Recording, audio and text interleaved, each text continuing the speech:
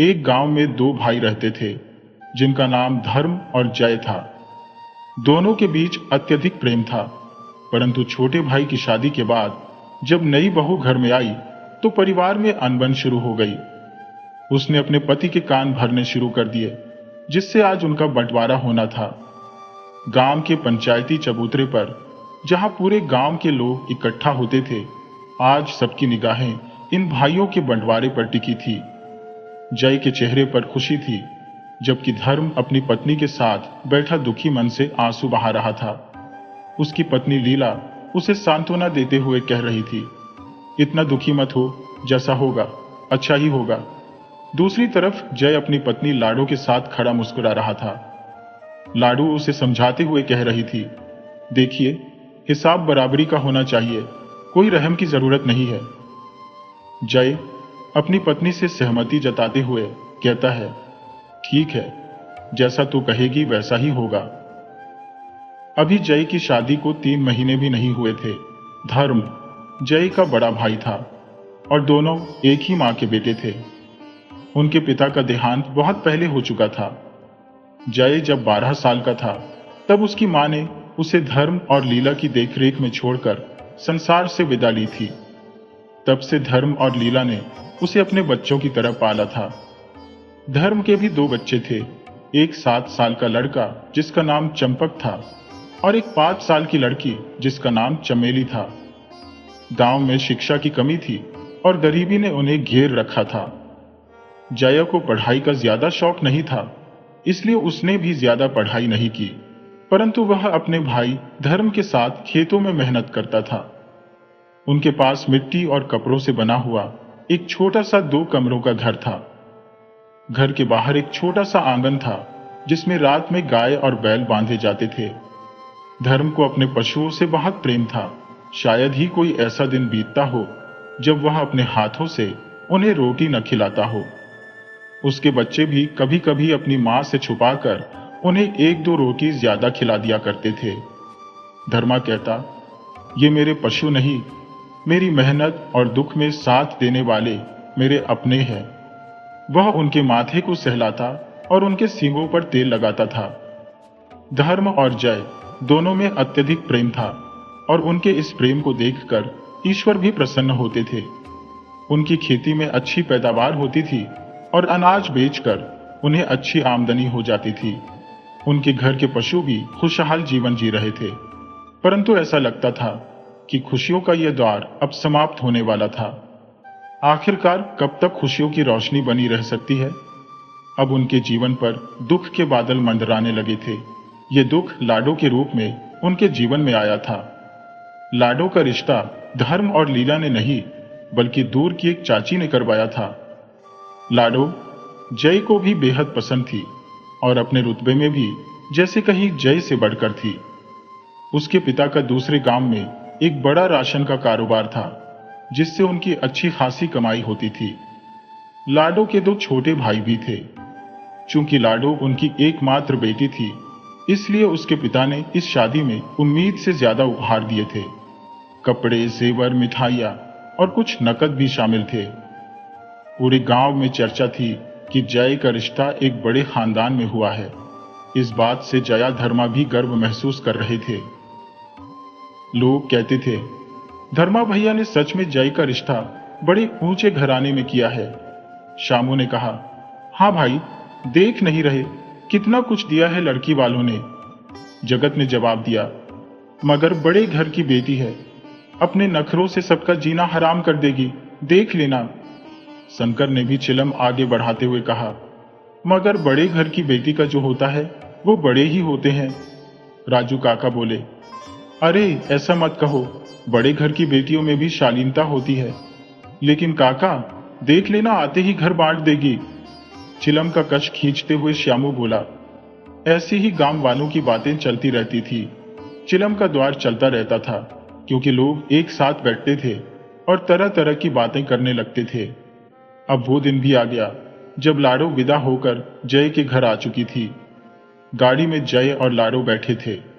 लाडो के साथ उसका एक भाई रघु और जय के भतीजे भतीजी भी बैठे थे। गाड़ी द्वार पर आकर रुकी। लीला दौड़कर आरती की थाल लेकर आई। गांव की दूसरी औरतें भी वहां जमा हो चुकी थी। गांव के बच्चे चॉकलेट और पैसे पाने के लिए जुट गए थे। जय और लाडो की आरती उतारी गई और उनका घर में प्रवेश हुआ। मुंह दिखाई की रस्म भी पूरी हुई। सभी खुश थे। लीलाधर मां तो कुछ ज्यादा ही खुश थी, मगर सबसे ज्यादा खुश चंपा और चमेली थी, क्योंकि उन्हें नई चाची मिल गई थी। चंपा लाडो को पकड़कर बोली, ये मेरी चाची है। चमेली बोली, नहीं, ये मेरी चाची है। बोलते हुए चमेली लाडो के पास बैठ गई। उसकी एक ओर रघु बैठा था। बच्चे लगातार लड़ रहे थे कि ये मेरी चाची है, नहीं, ये मेरी चाची है। रघु बोला, ये मेरी दीदी है, और दोनों में झगड़ा हो गया। चंपक ने गुस्से में आकर रघु को मार दिया। रघु जोर जोर से रोने लगा। यह देखकर लाडो ने रघु को अपनी गोद में उठा लिया। अब क्या था, चंपक भी रोने लगा कि वह भी चाची की गोद में बैठेगा। वह जिद पर अड़ गया और लाडो की गोद में बैठने लगा। तभी लाडो ने उसे धक्का दे दिया और वह बेचारा नीचे गिर पड़ा। उसके माथे पर चोट आ गई। रोता चिल्लाता चंपक मारने के लिए लाडो की तरफ दौड़ा, लेकिन लाडो ने उसका हाथ पकड़कर उसे 2-4 थप्पड़ जमा दिए और दूसरी ओर धकेल दिया। यह सब देखकर वहीं बैठी चाची बोली, अरे लीला, बच्चों को क्यों मार रही हो?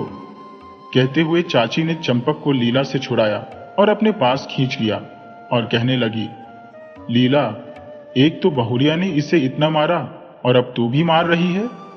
चाची की बात सुनकर लीला बोली, ये बच्चे कम शरारती नहीं है, रहने दो चाची, इन्हें गोद में नहीं बिठाऊंगी।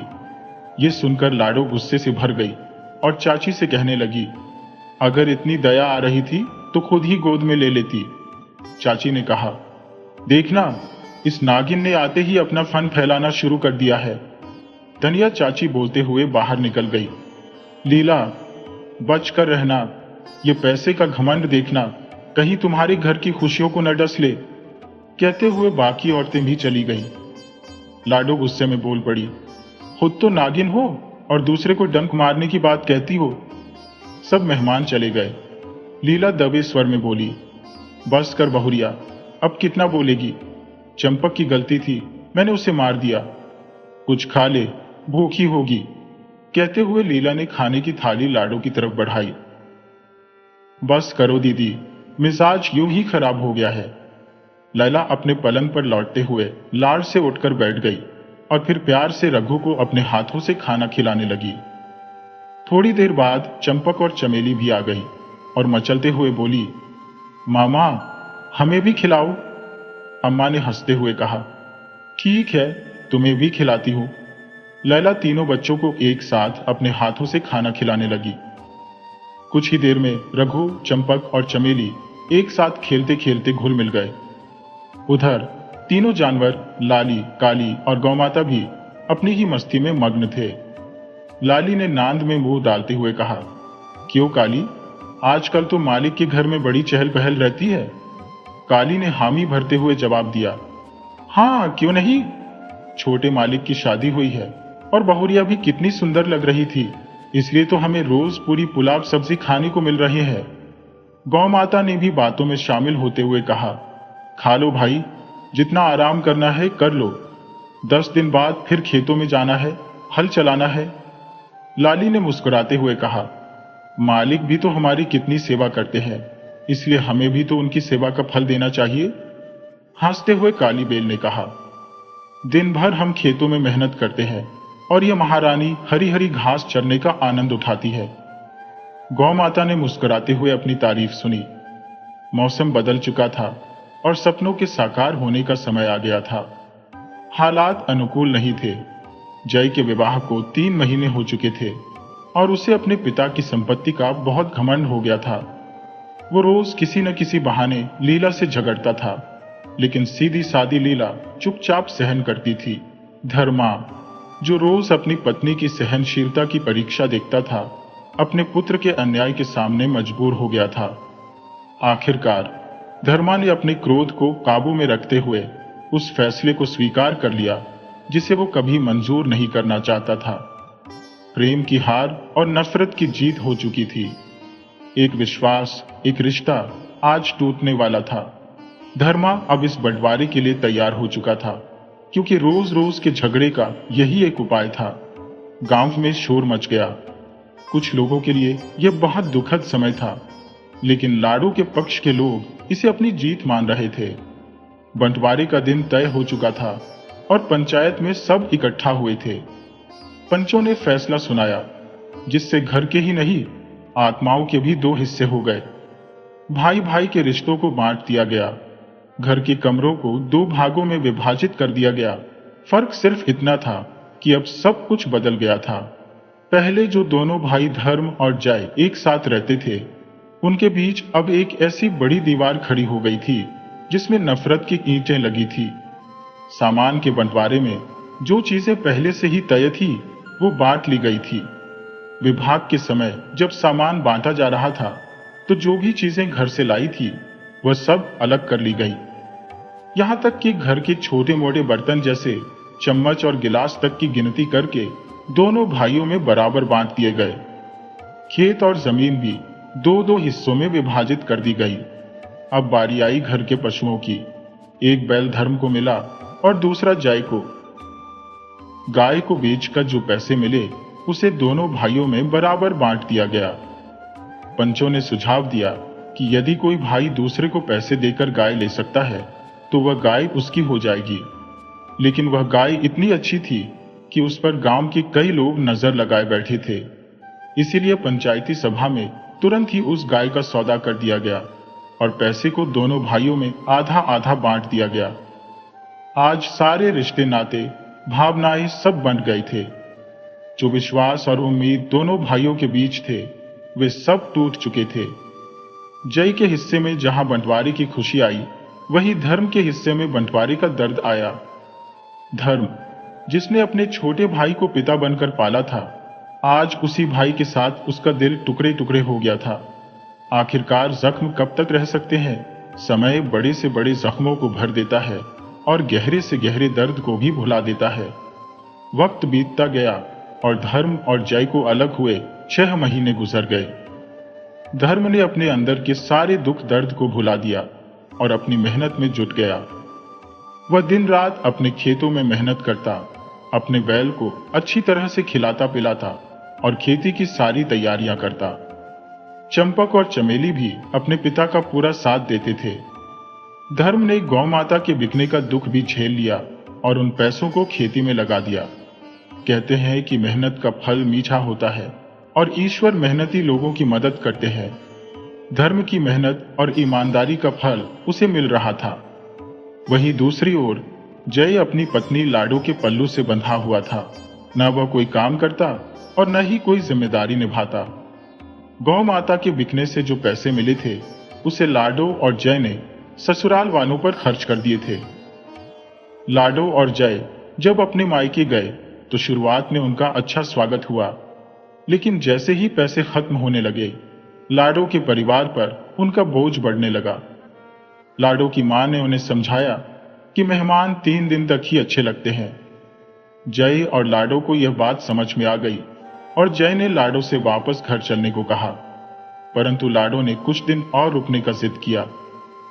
एक दिन जब लाडो ने अपनी मां से कुछ पैसे मांगे, तो मां ने गुस्से में जय और लाडो को घर से बाहर निकाल दिया। जय और लाडो वापस अपने घर लौट आए तो लाडो ने देखा कि लाली, जो बंटवारे में जय को मिला था, अपनी रस्सी को काटकर काली के साथ मजे से घास खा रहा था। प्यासे दोनों अपने अपने घर मजे से चले गए, लेकिन लाली बैल को तो यूं ही छोड़ गए जैसे उसकी कोई परवाह ही नहीं थी। उन्हें जरा भी ख्याल नहीं आया कि बेजुबान जानवर का क्या होगा। शाम को जब धर्मा काली के लिए खाना लेकर आता, तो उसे देखकर लाली बैल की उदासी भी झलकती। धर्मा का दिल पसीज जाता और वह काली के चारे में थोड़ा लाली के लिए भी मिला देता, ताकि वह भी पेट भर सके। चमेली भी अपने हाथों से रोज रोटियां बनाकर लाली को खिलाती थी। लाली बैल को अब धीरे धीरे इस बंटवारे और जुदाई का एहसास होने लगा था। वह अक्सर काली से कहता, भाई, मालिक अब तुम्हें रोज 2 वक्त का खाना देते हैं और मुझे 1 ही वक्त का। मैं तंदुरुस्त हूं, फिर भी मालिक मुझे काम पर नहीं ले जाते, मगर तुम्हें ले जाते हैं। क्यों? काली बैल जवाब देता, भाई, मालिक अब अलग हो गए हैं। पुराने मालिक ने मुझे रख लिया और उनके भाई के पास तुम चले गए हो, इसलिए ये सब हो रहा है। लाली बैल सुनकर दुखी हो जाता और कहता, हाय रे मेरी किस्मत, मैं तो जैसे किसी दुष्ट के हिस्से आ गया हूं। प्रभु, मुझसे कौन सी गलती हो गई? आकाश की ओर देखते हुए वह काली से कहता और खाना चबाने लगता। काली हंसकर कहता, भाई, एक बात तो माननी पड़ेगी, पुराने मालिक जैसा कोई नहीं है। लाली जवाब देता, हाँ, लेकिन उनके भाई भी बुरे नहीं है। बुरी तो उनकी पत्नी है, सच्ची चुड़ैल। जब से आई है सब उलट पुलट कर रही है। दोनों हंस पड़ते और फिर खाने में लग जाते। लेकिन जब लाडो ने देखा कि लाली बैल काली के साथ मजे से खा रहा है, तो वह अंदर ही अंदर जल भून गई। वह जैसे बोली, देख रहे हो अपने भाई का जादू, हमारा बैल भी अब उनका हो गया है। देखो, रस्सी तोड़कर उनकी नान में मुंह डालकर खाना खा रहा है। जय ने गुस्से से भरकर एक बड़ा डंडा उठा लिया और लाली बैल की तरफ बढ़ा। लाली डरकर भागने लगा, मगर जय ने उसकी रस्सी पकड़ ली और उसे खूंटे से बांध दिया। फिर जय ने उस पर जमकर डंडे बरसाए। बेचारा लाली दर्द से चीख पड़ा, उसकी आंखों से आंसू बहने लगे। जय लाली को वहीं छोड़कर वापस घर चला गया। उधर काली ने जब लाली की हालत देखी तो उसका भी दिल टूट गया। उसने भी खाना छोड़ दिया और लाली के साथ साथ रोने लगा। बाद में चमेली ने जब देखा कि काली ने नान में चारा पड़ा है और वह रो रहा है, तो वह सारा माजरा समझ गई और अपने पापा धर्मा से जाकर कहने लगी। धर्मा का खून खौल उठा। वह गुस्से में बोला, भाई की तो बुद्धि भ्रष्ट हो गई है, जो एक बेजुबान बेजान जानवर को इस कदर मारा है। धर्मा ने अपनी पत्नी लीला से कहा, थोड़ा दूध गर्म कर और उसमें हल्दी डालकर लाली को पिला दे। लीला बोली, पागल हो गए हो लाडो, फिर कोई नया ड्रामा करेगी, चुपके से चंपक को भिजवा दूंगी। धर्मा चुपचाप चारपाई पर जाकर लेट गया, माथे पर हाथ रखकर सोचने लगा। उधर लीला चूल्हे के पास रोटियां सेंक रही थी। उसने चंपक को आवाज लगाई, बेटा इधर आना जरा। चंपक ने कहा, हाँ मां, बोलो। लीला ने कहा, बेटा ये रोटियां काली को खिला, और रोटियां उसके हाथ में पकड़ा दी। चंपक खुशी खुशी बाहर निकला और काली के पास पहुंचा। उसने रोटी खिलाने की कोशिश की, मगर काली रोटियों को सूंघकर लाली की ओर देखने लगा और रोने लगा। चंपक ने उसके माथे पर हाथ फेरते हुए कहा, खा ले काली, मां ने गर्मा गर्म रोटी भेजी है। काली ने रोटी खाने के बजाय चंपक को चाटना शुरू कर दिया, जैसे कह रहा हो, मुझे नहीं, ये रोटियां मेरे भाई लाली को खिला दो। बेचारा बहुत भूखा है और आज बहुत मारा भी गया है। चंपक ने चुपके से लाली की तरफ देखा, जो मायूस नजरों से उसे देख रहा था। उसकी आंखों से आंसू बह रहे थे। चंपक ने चुपके से दौड़कर लाली के पास जाकर रोटियां खिला दी। लाली ने रोटियां खाते हुए चंपक के हाथों को चाटना शुरू कर दिया और उसकी आंखों से आंसू बहने लगे। चंपक ये देखकर मुस्कुरा उठा। लाली का दर्द देखकर उसका दिल भी पसीज गया। वह दौड़कर वापस घर गया और अपने पापा से कहा, पापा कुछ कीजिए, आज लाली बहुत रो रहा है, उसे बहुत दर्द हो रहा है, चाचा ने बहुत मारा है। धर्मा ने अपने माथे से हाथ हटाया और बोला, बेटा मैं कुछ नहीं कर सकता, अगर मैंने कुछ किया तो तेरा चाचा लाली को और मारेगा, ये मैं नहीं देख सकता। धर्मा रोते हुए यह बात कहने लगा और चुप हो गया। जब मैं सिर्फ 1 साल का था तब लाली और काली को लेकर इस घर में आया था। मैंने उन्हें हमेशा अपने बच्चों की तरह पाला पोसा और उनकी सेवा में कोई कमी नहीं रखी, और उन्होंने भी वफादारी और मेहनत से मेरी सेवा की। वे इतने समर्पित थे कि मुझसे ज्यादा मेरे खेतों की चिंता रहती थी। सुबह होते ही दोनों बहनें जैसे मुझे खेत जोतने के लिए बुलाने लगती, चलो खेत में काम करने का वक्त हो गया है। जैसे ही मैं अपना जुआ उठाकर खेत की तरफ जाता, वे बेचारे बिना पानी पिए खेत जोतने लगते थे।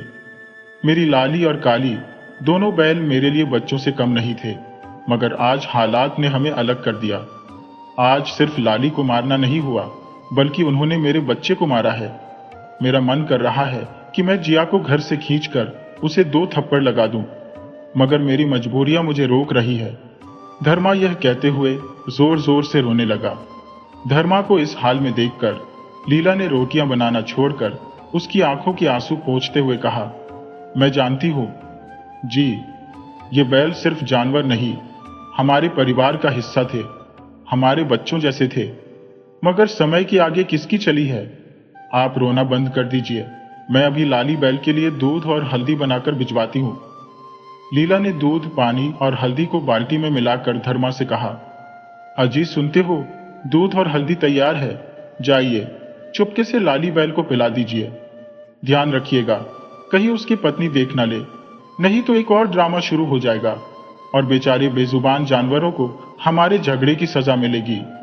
धर्मा चारपाई से उठकर अपने आंसुओं को पोंछते हुए बाल्टी लेकर बाहर की ओर चल दिया। उसने देखा जय के घर के दरवाजे बंद है। वह चुपके से लाली बैल के पास गया।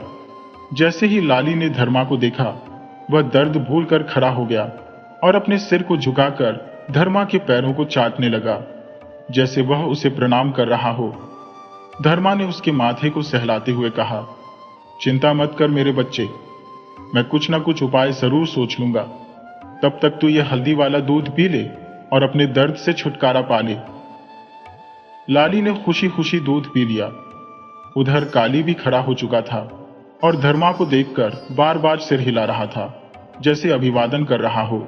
धर्मा ने मुस्कुराते हुए कहा, हाँ मेरे बच्चे, मैं जानता हूं तुझे भी तकलीफ हो रही है, मगर तू चिंता मत कर, तुम मेरे बच्चे हो और एक पिता अपने बच्चों की तकलीफ कभी भी सहन नहीं कर सकता।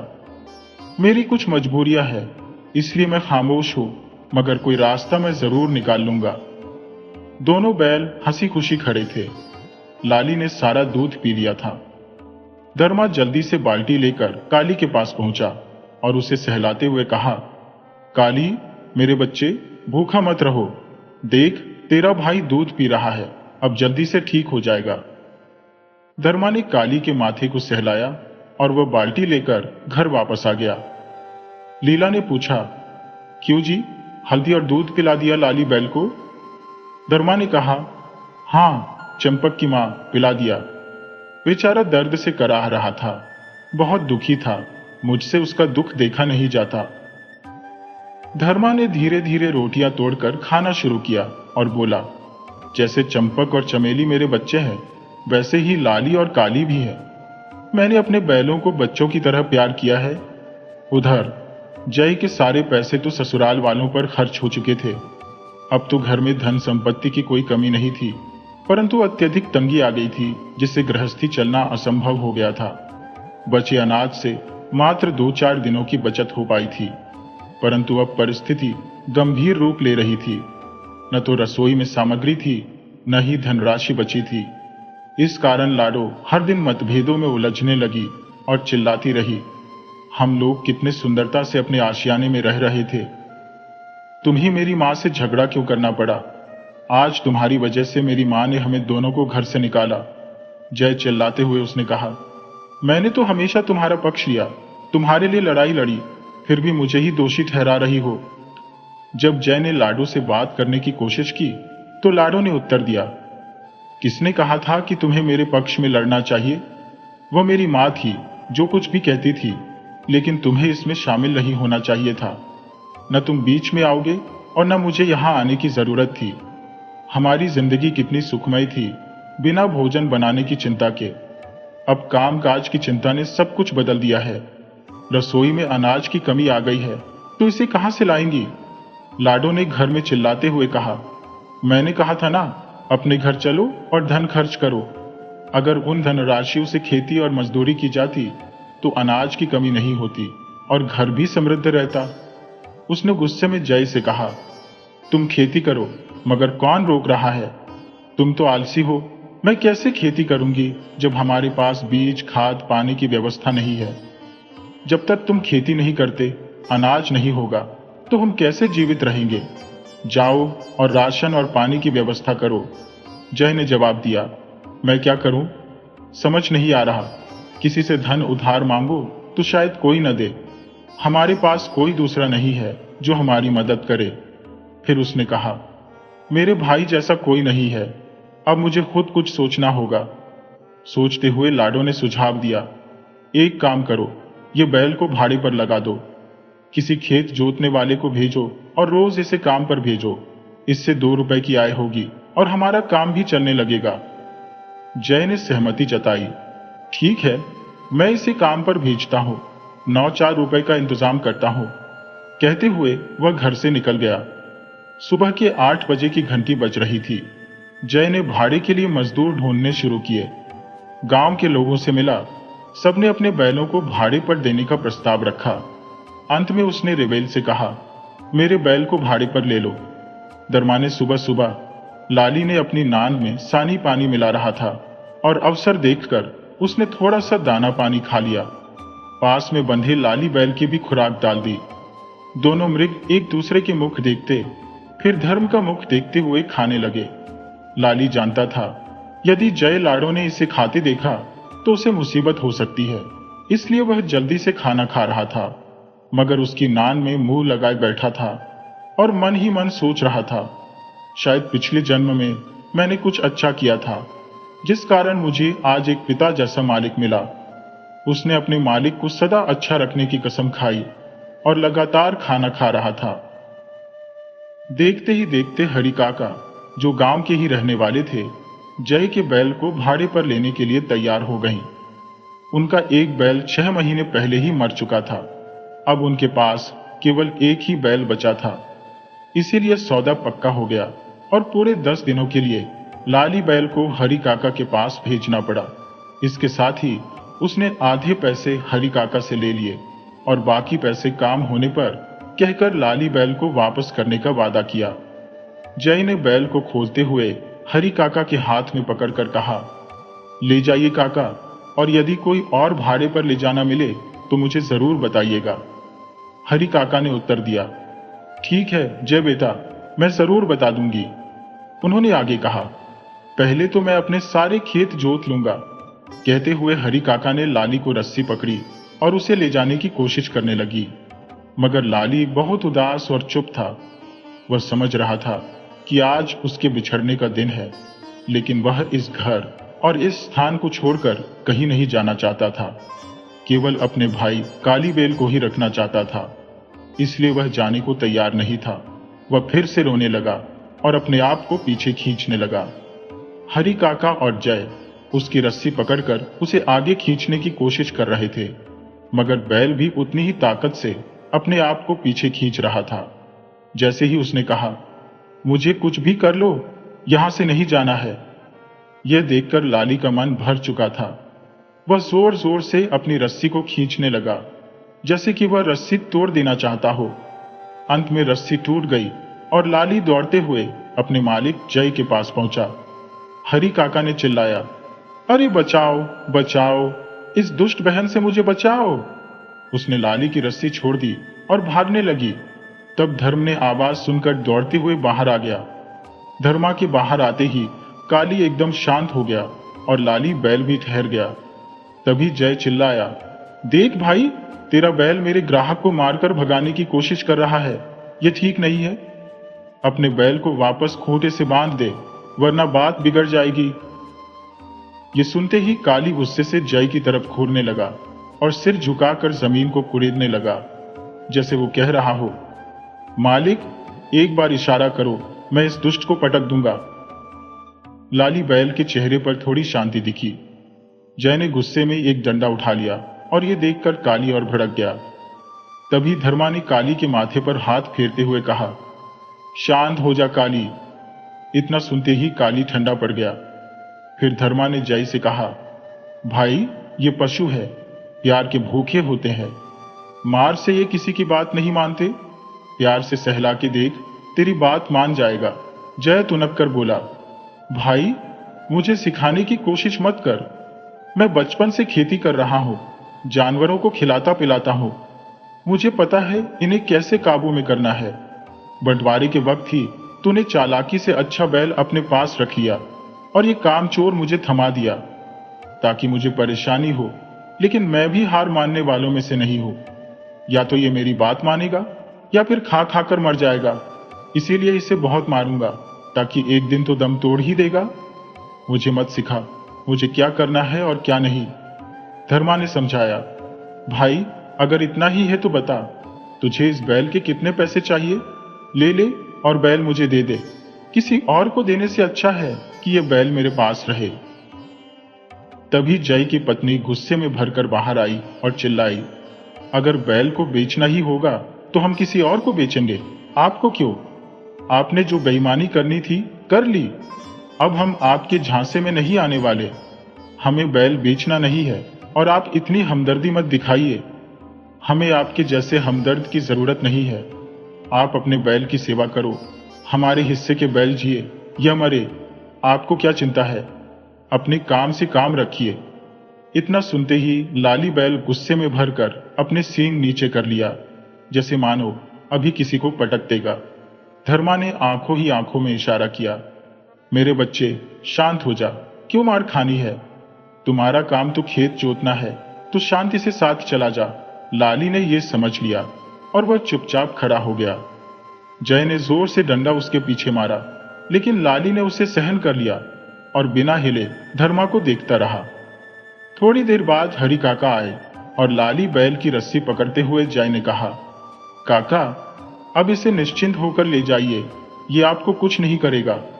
अगर करे तो इतना मारिए कि दोबारा परेशान करने की हिम्मत ना हो। हरि काका ने मुस्कुराते हुए कहा, धर्मा बेटा, ये बैल अब मेरा है। मुझे बहुत अच्छे से आता है कि पैसे कैसे वसूलने हैं। लाली डरते सहमते रोते हुए धीरे धीरे कदम बढ़ाने लगा।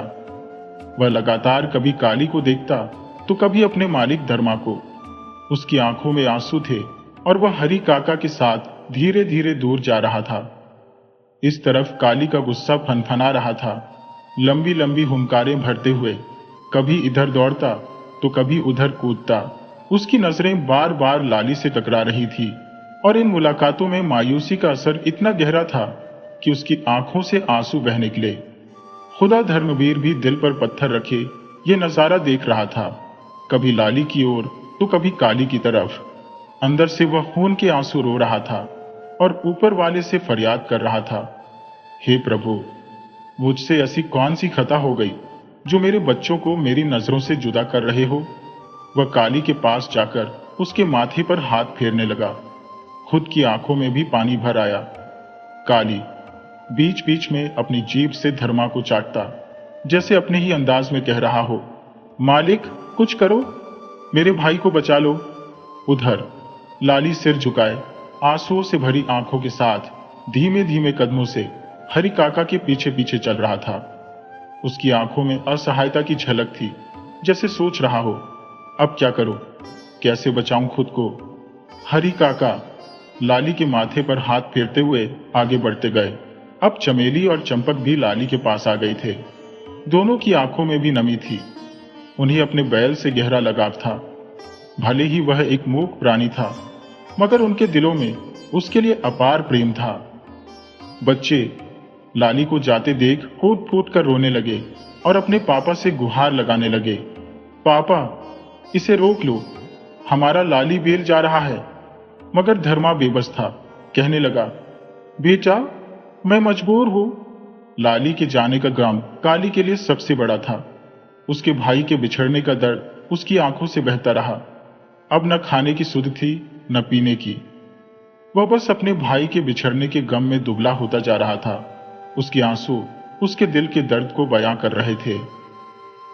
शाम को धर्मा काली के लिए दाना पानी लेकर बाहर आया। उसने नांद में चारा पानी अच्छे से मिला दिया, मगर काली की हालत देखकर उसका दिल पसीज गया।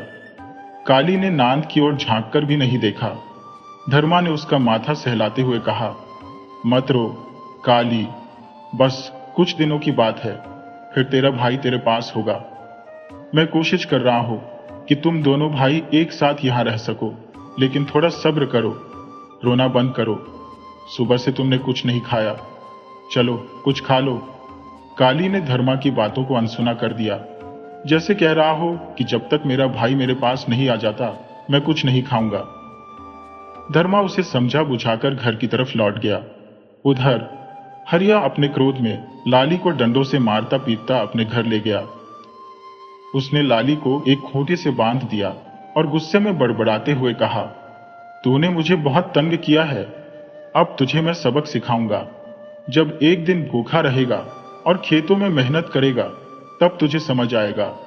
बेचारा लाली सुबह से भूखा प्यासा अपने जख्मों की पीड़ा से कराहते हुए अपनी किस्मत पर आंसू बहा रहा था। वह बार बार धर्मा और उसके परिवार को याद कर रहा था। अपने भाई काली की भी यादें उसे बेचैन कर रही थी। रात गहराने लगी, चांद बादलों के पीछे छिप गया। सुबह की पहली किरण के साथ धर्मा पानी की बाल्टी लिए काली के पास आया। उसने देखा कि नान वैसे ही भरी पड़ी है। धर्मा को समझते देर नहीं लगी कि काली ने कुछ नहीं खाया। धर्मा ने उसके माथे को सहलाते हुए कहा, ऐसे कब तक चलेगा बेटे? अगर खाना पीना छोड़ दिया तो कमजोर हो जाओगे। मैंने कहा था ना, कुछ ना कुछ जरूर करूंगा। तुम चिंता मत करो, काली ने जैसे कह दिया हो, जब तक मेरा भाई नहीं लौटेगा मैं कुछ नहीं खाऊंगा। धर्मा उसकी जिद पर हंसते हुए बोला, बेटा जिद मत करो, आज छोड़ दो, कल खेत जोतेंगे। काली की आंखों में फिर से आंसू आ गए, लेकिन वह टस से मस नहीं हुआ। धर्मा ने उसकी हालत देखी और आह भरकर घर लौट गया। आज मैं तुझे साथ नहीं ले जाऊंगा, अपना खाना पानी खत्म कर। यह कहकर धर्म वहां से चला गया। इधर सुबह होते ही हरिया ने खेत जोतने की सारी तैयारी कर ली और लाली बैल की ओर बढ़ा। लाली को देखते ही हरिया मुस्कुराते हुए बोला, तो रात भर भूखे प्यासे रहकर मजा आया ना? चलो अब खेत जोतने का वक्त हो चुका है। ये कहते हुए उसने लाली की रस्सी खोली और आगे बढ़ने की कोशिश की, लेकिन लाली अपनी जगह से हिला तक नहीं। हरिया बार बार रस्सी खींचता रहा, मगर लाली टस से मस नहीं हुआ। गुस्से में हरिया ने एक बड़ा सा डंडा उठा लिया और बोला, लगता है कल की सजा पूरी नहीं हुई। भले ही तो खेत मत जोत, मगर मैं तेरा वो हाल करूंगा कि तू जिंदगी में कभी किसी के खेत जोतने के लायक नहीं रहेगा। ये कहते हुए हरिया ने जोर से लाठी लाली पर चलाई। डंडे को देखते ही लाली गुस्से से आग बबूला हो गया और उसने हरिया के पेट में जोरदार वार किया, जिससे हरिया दूर जाकर गिर पड़ा। गिरते पड़ते हरिया उठा और गाली देते हुए बोला, मैं ही मूर्ख था जो तुझे साथ ले आया। लगता है मुझे तुझे वापस करना पड़ेगा, मगर उससे पहले तुझे सबक सिखा दूं। हरिया फिर से डंडा लेकर लाली पर चलाने के लिए आगे बढ़ा, लेकिन लाली अब अपने पूरे गुस्से में था। वह हरिया की ओर दौड़ा। यह देखकर हरिया डर के मारे भागने लगा। थोड़ी दूर दौड़ने के बाद लाली वापस उसी रास्ते पर लौट गया जिस रास्ते से हरिया उसे घर लाया था। उसे अपने भाई से मिलने की बेचैनी थी। वह अपने दर्द को भूलकर भूखा प्यासा अपने धर्म मालिक के घर की ओर चल पड़ा, जहां उसका काली नामक भाई उसका इंतजार कर रहा था। सूरज धीरे धीरे चढ़ रहा था और धूप भी तेज हो गई थी, लेकिन हरिया का विरोध करके लाली अपने घर की ओर चल पड़ा, क्योंकि उसे धर्म और काली से मिलने की बहुत जल्दी थी। समय गुजरता जा रहा था और भूखा प्यासा लाली आखिरकार काली के पास पहुंचा। उसने देखा कि काली जमीन पर बैठा रो रहा है और उसके नांद में भरा हुआ खाना अनटच्ड पड़ा था। लाली को तुरंत समझ में आ गया कि काली उसके वियोग में भूखा प्यासा बैठा था। जैसे ही काली ने लाली को देखा, वह फौरन खड़ा हो गया। 2 दिन से उसने कुछ नहीं खाया था, बस लाली को दिखाते हुए कह रहा था, तेरे बिना मैंने कुछ नहीं खाया पिया। बड़ी भूख लगी है, चलो दोनों मिलकर खाना खाते हैं। ये सुनकर लाली और काली दोनों साथ में नांद में मुंह डालकर खाना खाने लगे। उधर लाडो ने जब लाली और काली को एक साथ नांद में खाते देखा तो दौड़कर जय के पास गई और बोली, देखो तुम्हारा ये कामचोर बैल भाग कर आ गया है, तुम्हारी छाती पर मूंग दलने के लिए। ये कामचोर कुछ दिन क्या काम करेगा, हमारा पेट भी नहीं भर सकता, और तुम्हारे भाई ने इन्हें कामचोर बना दिया है, इसीलिए तुम्हारा बैल काम के डर से भागा है। अब जो पैसे मिलने वाले थे वो भी नहीं मिलेंगे, कुछ करो। यह सुनकर जय गुस्से में उठ खड़ा हुआ और एक बड़ा सा डंडा लेकर लाली को मारने के लिए दौड़ा। तब तक धर्मा भी घर से बाहर आ चुका था, और जब उसने लाली और काली को एक साथ नान में खाते देखा तो उनके प्यार को देखकर मन ही मन मुस्कुराने लगा। तभी उसकी नजर जय पर पड़ी, जो एक बड़ा सा डंडा लेकर लाली की ओर बढ़ रहा था। ये देखकर धर्मा गुस्से में जय के सामने आ गया और बोला, खबरदार, जो तुमने एक भी डंडा बैल को मारा, पहले ही तुमने इस बेजुबान पर इतने अत्याचार किए हैं, भूखा प्यासा रखा है, जानवरों से भी बुरा बर्ताव किया है, अभी इसके जख्म भी नहीं भरे और तुम फिर इसे मारने के लिए दौड़ पड़े हो। इस पर जय गुस्से में बोला, ये बैल मेरा है, ये मेरे हिस्से का है, मैं इसे मारूं या प्यार करूं, ये मेरा हक है। तू कौन होता है मुझे रोकने वाला? धर्मा का गुस्सा और बढ़ गया। वह बोला, ये बैल तुम्हारा था, मगर अब नहीं है, क्योंकि तुमने इसके साथ जो अत्याचार किए हैं वो सहने योग्य नहीं है। इसलिए आज और अभी से ये बैल मेरा है, सिर्फ मेरा। तुम चाहो तो इसके बदले में मुझसे इसका दाम ले सकते हो। जय ने तिल मिलाकर कहा, मैंने पहले ही कहा था, मैं बैल नहीं बेचूंगा। ये मेरा था, मेरा है और मेरा रहेगा। ये जब तक जिंदा है, भरी पंचायत में ये मेरे हिस्से का है और मेरा ही रहेगा। इस बार तुम अपना हक मत जमाना। भले ही विजय के कहने पर यह बैल तुम्हारे हिस्से में आ गया हो, लेकिन तुम्हारे जुल्मों की कहानियां सुन सुनकर ये बैल अब तुमसे दूर हो चुका है।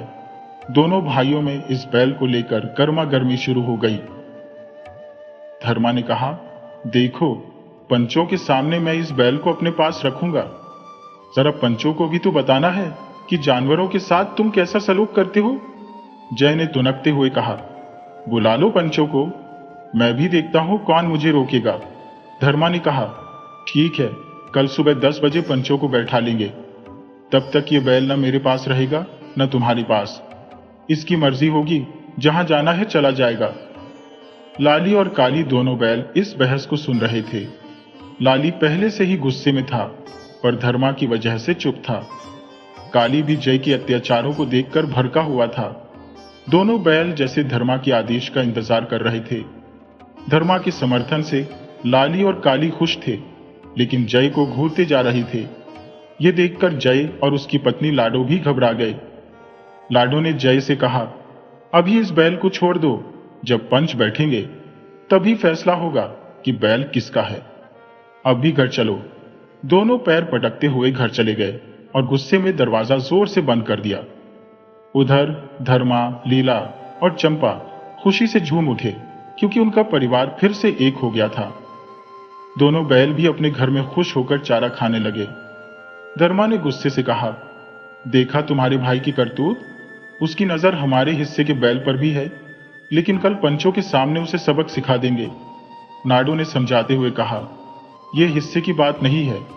कल अगर पंच बैठ गए तो भैया पूरी पंचायत के सामने कहेंगे कि मैंने लाली को मारा है। वो लाली के शरीर पर लगे चोट के निशान भी दिखाएंगे। ऐसे में पंच बिना सोचे समझे बैल को भैया के हवाले कर देंगे और हमें ठीक ठाक रकम भी नहीं मिलेगी। ऊपर से सबके सामने बेइज्जती भी हो जाएगी। सोच रहा हूं क्या किया जाए। जय ने कहा, जी तो करता है, बैल को मारकर ही खत्म कर दूं। लाडो ने समझाया, ऐसा मत करो, नहीं तो हत्या का दोष लगेगा और हमें गांव से बाहर कर दिया जाएगा। कुछ और सोचना होगा। जय ने कहा, पंच कल बैठेंगे, इसलिए फैसला भी कल ही होगा। लेकिन क्यों ना पंचों के बैठने से पहले ही फैसला कर ले। रात के अंधेरे में चोरी छिपे लाली और काली को किसी को बेच देता हूं। लाडो ने कहा, यह तो अच्छा प्लान है, लेकिन अगर पकड़े गए तो क्या होगा? और अगर बैल वापस आ गए तो सारा भांडा फूट जाएगा, फिर इस गांव में जीना मुश्किल हो जाएगा। विचार सही है, पर ऐसा हो सकता है। जय ने जवाब दिया, हाँ लाडो, ऐसा हो सकता है। मैं एक तीर से 3 निशाने लगाना चाहता हूं। एक तो हमें पैसे मिल जाएंगे, धर्मा की आर्थिक स्थिति कमजोर हो जाएगी और इन दुष्ट बैलों से भी छुटकारा मिल जाएगा, और बैलों के गम में धर्मा भी टूट जाएगा। ये वो एक तीर से 3 निशाने वाली बात। लाडो मुस्कुराते हुए बोली, तुम तो एक तीर से 4 निशाने लगाने की सोच रहे हो। जय हंसते हुए बोला, हाँ लाडो, मेरे दिमाग का कोई जवाब नहीं। इस तरह से हमारी सारी परेशानियां खत्म हो जाएंगी। लाडो ने कहा, अब और देर मत करो, आज ही कोई खरीदार ढूंढो और इन बैलों का हिसाब बराबर कर दो। हाँ लाडो, तुम फिक्र मत करो। जय ने दिलासा दिया, मैं आज ही कुछ इंतजाम करता हूं और इनके खरीदारों को खोजता हूं। ये कहकर जय ने माथे पर गमछा बांधा और मुस्कुराते हुए घर से बाहर निकल पड़ा। अब वह दोनों बैलों के लिए खरीदार ढूंढने बाजार में निकल पड़ा। कभी इस बाजार, कभी उस मंडी, हर जगह अपनी किस्मत आजमाने लगा। बैल बेचना तो तय था, लेकिन ऐसा खरीदार चाहिए था जिससे वे बैल दोबारा किसी भी कीमत पर वापस घर ना आ सके। खोजते खोजते जय दूर के एक और गांव पहुंच गया। वहां उसने एक दुकान पर एक अधेड़ उम्र के मोटे तगड़े व्यक्ति को देखा, जो एक बड़े लकड़ी के टुकड़े पर मांस के बड़े बड़े टुकड़े काट रहा था। जय ने उसे देखते ही कहा, सलाम भाईजान। वह व्यक्ति जो मांस काटने में व्यस्त था, बिना रुके बोला, कहो भाई साहब, सब खैरियत? जय ने सीधे मुद्दे पर आते हुए कहा, भाईजान, मेरे पास 2 बैल हैं जिन्हें मैं बेचना चाहता हूं। बहुत निकम्मे और कामचोर है। वह व्यक्ति बोला, हाँ हाँ, मैं भी तो खरीदार हूं, बोलो कब देना चाहोगे? जय ने कहा, बस आज ही रात में। वह व्यक्ति तुरंत सतर्क हो गया। रात में? कहीं बैल चोरी की तो नहीं? नहीं नहीं, जय ने सफाई दी, लेकिन रात में मैं बैल नहीं खरीद सकता। समझो भाईजान, अगर गांव वालों को पता चल गया तो मुझे यही पीट पीट कर मार देंगे। जय ने उसे समझाते हुए कहा, नहीं भाईजान, मैं हूं ना। आप बस आइए, बैलों को देखिए, आपका मन भी खुश हो जाएगा। बड़े हट्टे कट्टे बैल हैं। उस व्यक्ति ने थोड़ी देर सोचा और कहा, ठीक है भाईजान, मैं कल दिन में आकर ले लूंगा। अरे नहीं नहीं भाई, जय ने कहा, बैल तो आज रात में ही ले जाना होगा। वह व्यक्ति फिर से शंका में पड़ गया, कहीं ये बैल चोरी के तो नहीं? नहीं भाई, दोनों बैल मेरे ही हैं, लेकिन बेईमानी से किसी ने मेरा एक बैल ले लिया है जो कल से उसके पास चला जाएगा। इसीलिए मैं चाहता हूं कि आज ही मैं इनका हिसाब किताब कर दूं। थोड़ा मुस्कुराते हुए वह व्यक्ति बोला, ठीक है भाई, मैं इन दोनों बैलों का 20,000 रुपये दूंगा। मंजूर हो तो बताओ? जय ने कहा, भाईजान, सिर्फ एक बैल 20,000 रुपये का होगा और आप दोनों का 20,000 कह रहे हैं, थोड़ा और बढ़ा दीजिए। वह व्यक्ति बोला, नहीं नहीं, इन दोनों बहनों को अधिग्रहण करने में अत्यधिक जोखिम प्रतीत हो रहा था, फिर भी तुम्हें 20,000 रुपये देने को तत्पर हो। यदि यह प्रस्ताव स्वीकार्य नहीं है तो आप अपना मार्ग ले सकते हैं। थोड़ी देर विचार करने के बाद जय ने कहा, ठीक है भाई, जैसा तुम्हें उपयुक्त लगे मैं इस समझौते को अंतिम रूप दूंगा। यदि हां, तो थोड़ा अग्रिम धनराशि प्राप्त कर लेता तो मैं संतुष्ट हो जाता। जैन ने तब उस व्यक्ति को एक कमरे में भेजा और कुछ रुपए लाकर जय के हाथ में देते हुए कहा, किलो 10,000 रुपए की यह राशि है। बेल मिलने के पश्चात 10,000 रुपए हम बाद में दे देंगे। ठीक है भाईजान। जय ने हंसते हुए 10,000 रुपए अपनी जेब में रखते हुए उत्तर दिया, ठीक है भाईजान, मेरा पता रात के समय आ जाना और दोनों बैलों को साथ लेकर चले जाना। जय जल्दी से अपने घर की ओर बढ़ा, जो उन दोनों बैलों के लिए एक धोखे भरी रात होने वाली थी। आज उनके साथ एक बड़ा छल होने वाला था। जय ने चुपके से उनके नाम पर बेहोशी की दवा मिलाई थी। जय और लाडो के धोखे की सारी तैयारियां पूरी हो चुकी थी। अब बस इंतजार था उसकी साय का। इन्हीं आज ले जाकर 10,000 रुपये प्राप्त करने का समय आ चुका था। जय अत्यंत प्रसन्न था और अपने षड्यंत्र को अंजाम देने के लिए तत्पर खड़ा था। उधर लाली और काली बैल षड्यंत्र और धोखे से अनभिज मजे में नान में मुंह डालकर अपना चारा चबा रहे थे। वे मुस्कुराते हुए आपस में बातचीत कर रहे थे। धर्म की लीला, चंपा और चमेली की बातों में व्यस्त थे। दोनों मुस्कुरा रहे थे क्योंकि सुबह धर्मा के अनुसार पंच बैठेंगे और पंचों के निर्णय के बाद लाली और काली फिर से मिलेंगे।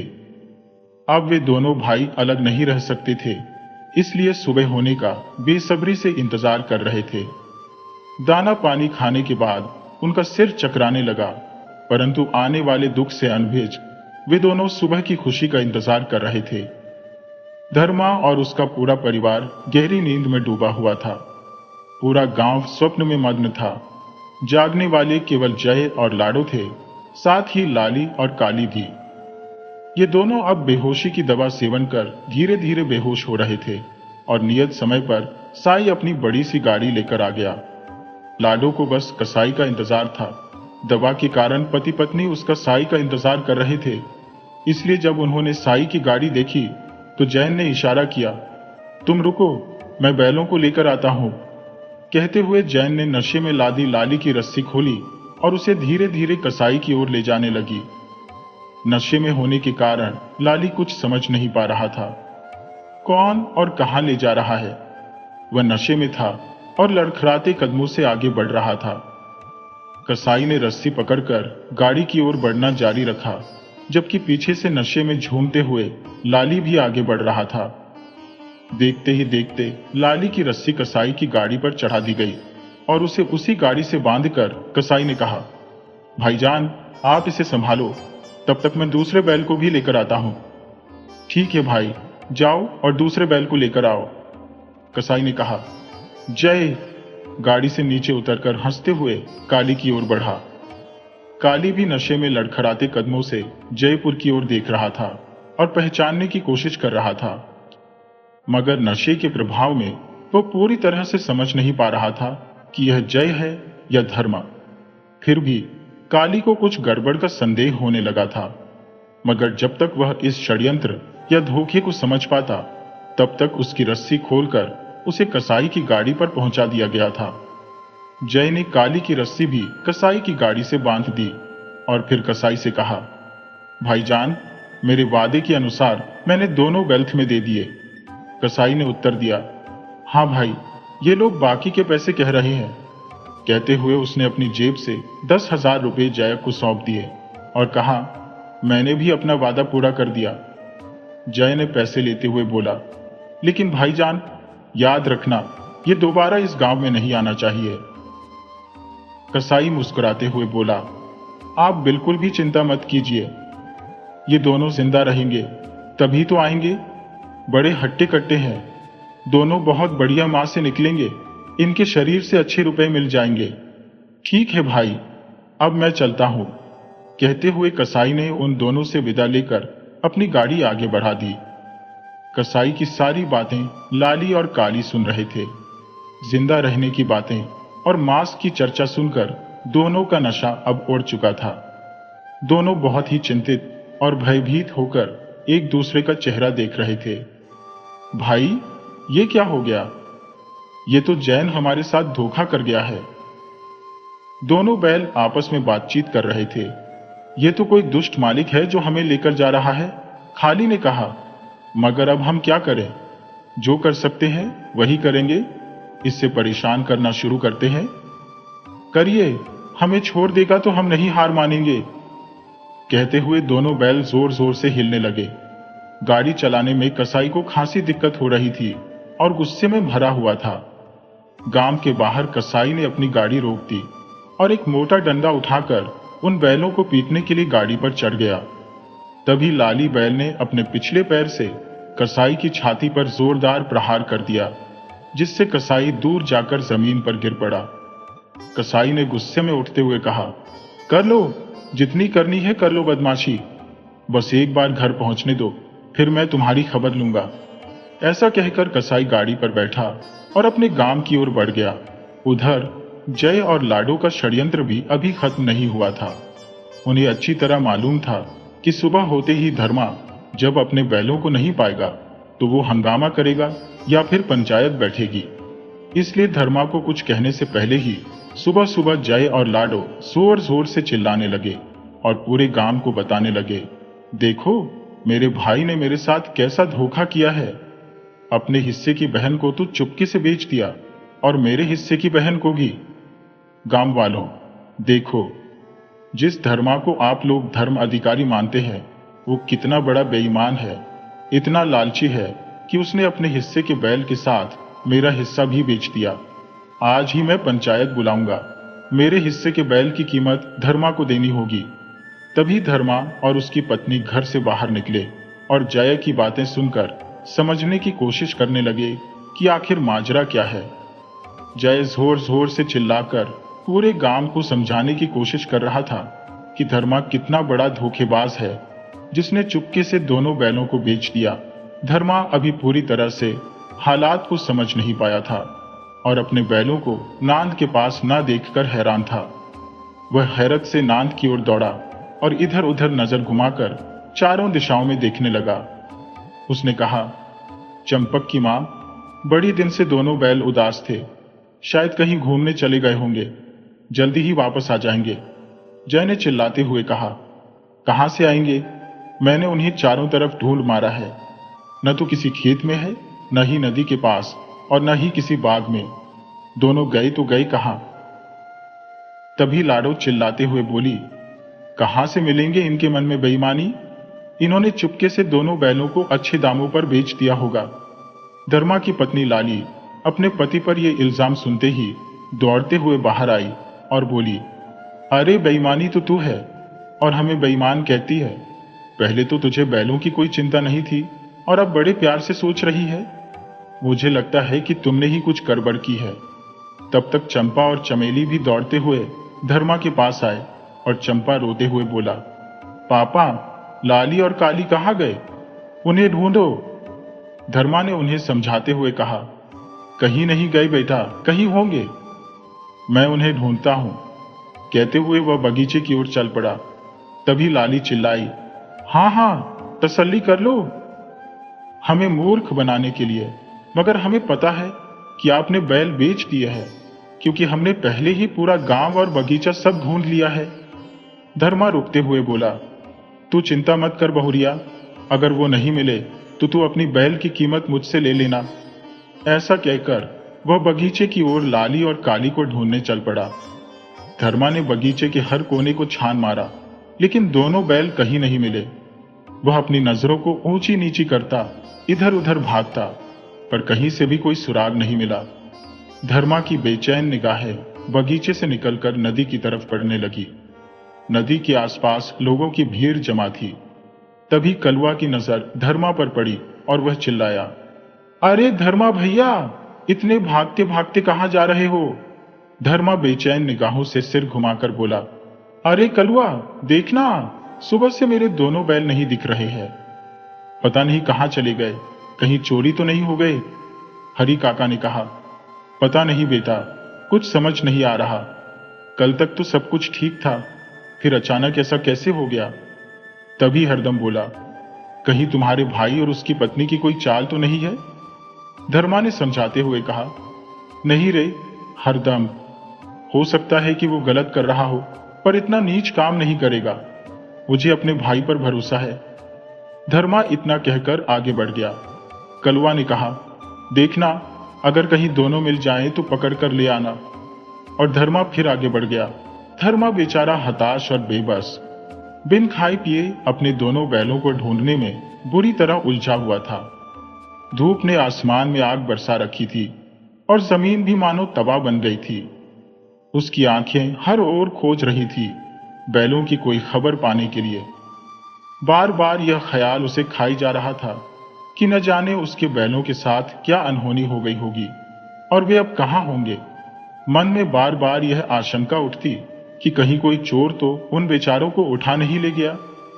इन विचारों में उलझे धर्मा की बेचैनी और बढ़ जाती थी और वह भगवान से मन ही मन गुहार लगाता, उनके सकुशल होने की कामना करता हुआ उन्हें खोजने की कोशिश जारी रखता था।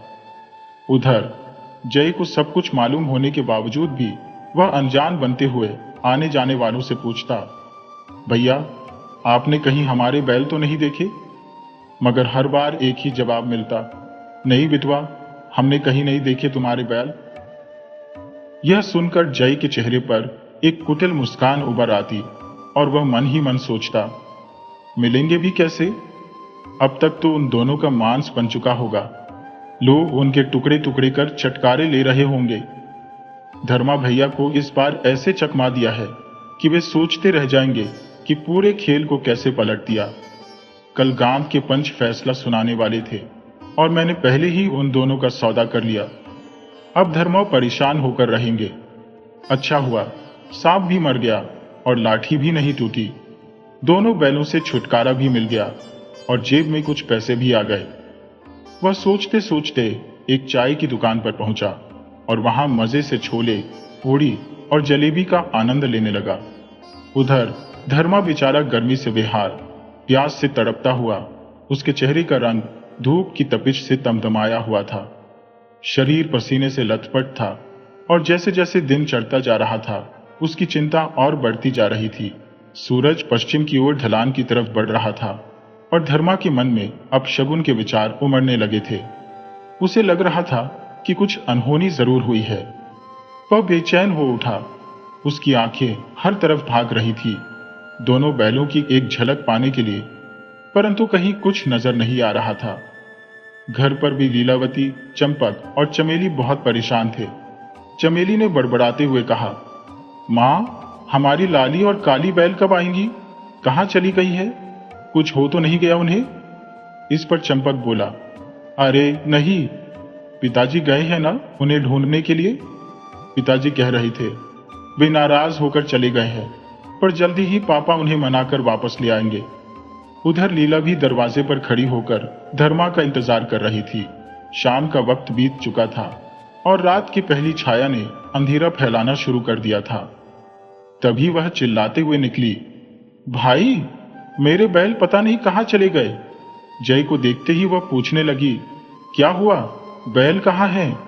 जय ने नकली मासूमियत से कहा, मैंने चारों ओर ढूंढ लिया मगर वे कहीं नहीं मिले। मुझे भूख लगी थी तो कुछ समोसे और जलेबियां लेकर घर लौट आया। चलो, आना होगा तो आ जाएंगे, उनके चक्कर में भूखे प्यासे थोड़ी मरेंगे। इतना कहकर वह घर के अंदर चला गया और दरवाजा जोर से बंद कर लिया। इधर लीलावती के पैरों को पकड़े चंपक और चमेली दरवाजे की चौखट पर खड़े होकर धर्मा और बैलों के लौटने की बाट जोह रहे थे। धर्मा भी अब तक निराश हो चुका था। बैलों की तलाश में उसकी सब्र की हद टूटने लगी थी। मन बेहद उदास था। उसका शरीर भी थकान से चूर था, मगर उसकी आंखें अब भी लाली और काली बैल को खोजने में लगी थी। वह हताश होकर घर की ओर लौटने का मन बनाने लगा, लेकिन उसकी नजरें चारों ओर दौड़ती रहती थी। शायद कहीं उसे अपने बैल दिखाई दे जाए। वह उम्मीद खोने लगा था, क्योंकि उसे अपने बैल कहीं भी नजर नहीं आ रहे थे। कहीं मेरे बैलों के साथ कुछ अनर्थ तो नहीं हो गया? ऐसा तो कभी हुआ नहीं था, फिर ऐसा कैसे हो सकता है?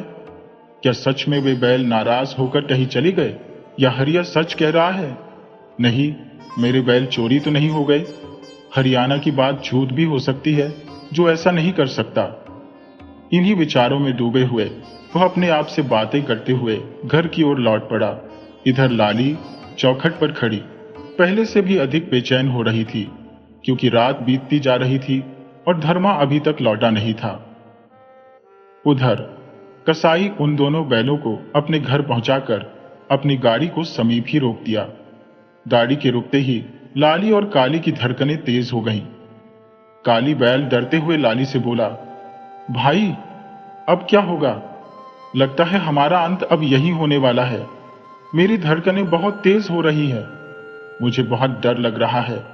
लाली ने काली को समझाते हुए कहा, डर मत काली, जो होना है वह होकर रहेगा। विधाता ने जो किस्मत में लिखा है वह तो होना ही है, मगर हम हार मानकर नहीं मर सकते। पहले ही हार मान लेना तो ठीक नहीं होगा। तुम चिंता मत करो। काली ने कहा, चिंता कैसे न करो? अगर मुझे मार देंगे और तुम्हें छोड़ देंगे तो मुझे भी मंजूर होगा, लेकिन इस तरह हार कर मरना मुझे बर्दाश्त नहीं होगा। लाली ने काली को समझाते हुए कहा, मैंने कहा ना काली, चिंता मत करो। अक्सर विपरीत परिस्थितियों में चमत्कार होते हैं। मैंने सुन रखा है कि भगवान उसी की मदद करते हैं जो स्वयं अपनी मदद करता है।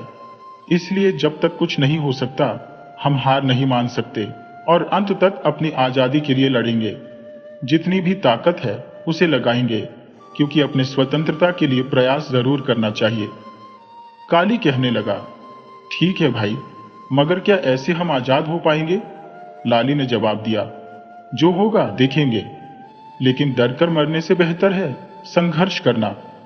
मान लो हम हार भी गए तो कम से कम अपने जीवन के लिए हमने कुछ संघर्ष तो किया होगा। दोनों आपस में बातें करते हुए एक दूसरे की हिम्मत बढ़ा रहे थे। काली ने कहा, ठीक है भाई, तुम जो कहो वैसे ही करता हो। और फिर दोनों चुपचाप गाड़ी में बैठ गए। कुछ देर बाद बेकसाई बुदबुदाते हुए और गालियां बकते हुए हाथ में डंडा लिए गाड़ी के पीछे आया। उसने दरवाजा खोला और जब देखा कि दोनों बैल चुपचाप बैठे हैं तो उसने उनकी ओर देखा और हंसते हुए कहा, क्या हुआ? तुम्हारी सारी हेकड़ी निकल गई? रास्ते भर तुमने मुझे परेशान किया है।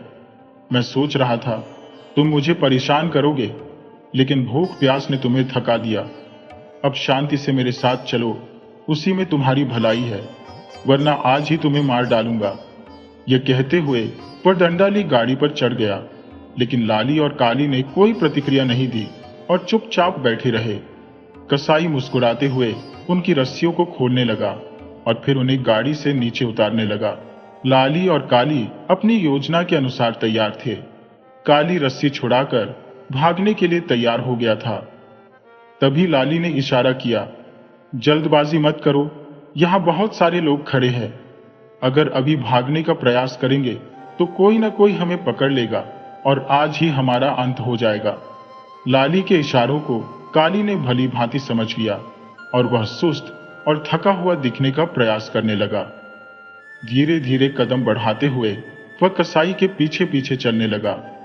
कसाई बड़ा खुश था क्योंकि उसने कम दामों में 2 हट्टे कट्टे बैल खरीद लिए थे।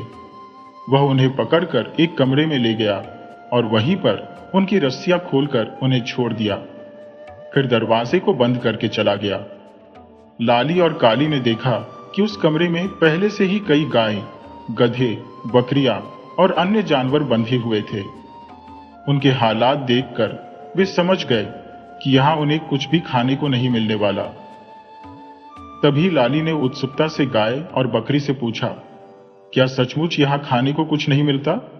गाय ने उत्तर दिया, नहीं, यहां खाने को कुछ भी नहीं मिलता। पिछले 3 दिनों से मैं खुद भूखी पड़ी हूं। काली ने गंभीर स्वर में पूछा, ऐसा क्यों होता है? बकरी ने शांतिपूर्वक जवाब दिया, यह इसलिए होता है ताकि भूख प्यास से हम कमजोर हो जाए और अपनी ताकत खो दें। हमारे अंदर आजादी का जो जोश है वो भी धीरे धीरे खत्म हो जाए। जब हम पूरी तरह से कमजोर हो जाते हैं तब ये कसाई हमें बूछड़ खाने में ले जाकर आसानी से मार देते हैं। हमारी हिम्मत पस्त हो जाती है और हम उनका सामना नहीं कर पाते। इस तरह ये हमारा शिकार कर लेते हैं। लाली बैल ने चिंता व्यक्त करते हुए कहा, काली, हमारे पास ज्यादा वक्त नहीं है। हम पिछले 2 दिनों से भूखे प्यासे हैं और 5 दिनों तक ऐसी हालत में रहकर हम अपनी सारी ताकत खो देंगे। अगर हमें अपनी शक्ति का सही इस्तेमाल करना है तो अभी करना होगा। हमें एक ही बार में आजादी की राह निकालनी होगी। काली ने उत्सुकता से पूछा, मगर कैसे लाली? हमें कुछ तो बताओ। लाली ने गहरी सोच में डूबते हुए कहा, देखो, यहां जितने भी जानवर हैं, अगर उन्हें अपनी आजादी चाहिए तो ये हमारा आखिरी मौका है। ये सुनकर वहां मौजूद जानवरों के चेहरे पर फिर से मुस्कान लौट आई और उनके हौसले में जान आ गई। सभी ने उत्साह से पूछा, आखिर कैसे मिलेगी हमें आजादी? लाली ने समझाया, बकरी, तुम दरवाजे पर बार बार अपने सींगों से प्रहार करो ताकि खूब आवाज हो। जब कसाई गुस्से में आकर दरवाजा खोलेगा तब काली, जो दाईं ओर खड़ी होगी, अपने सींगों से कसाई को जोर का धक्का देगी।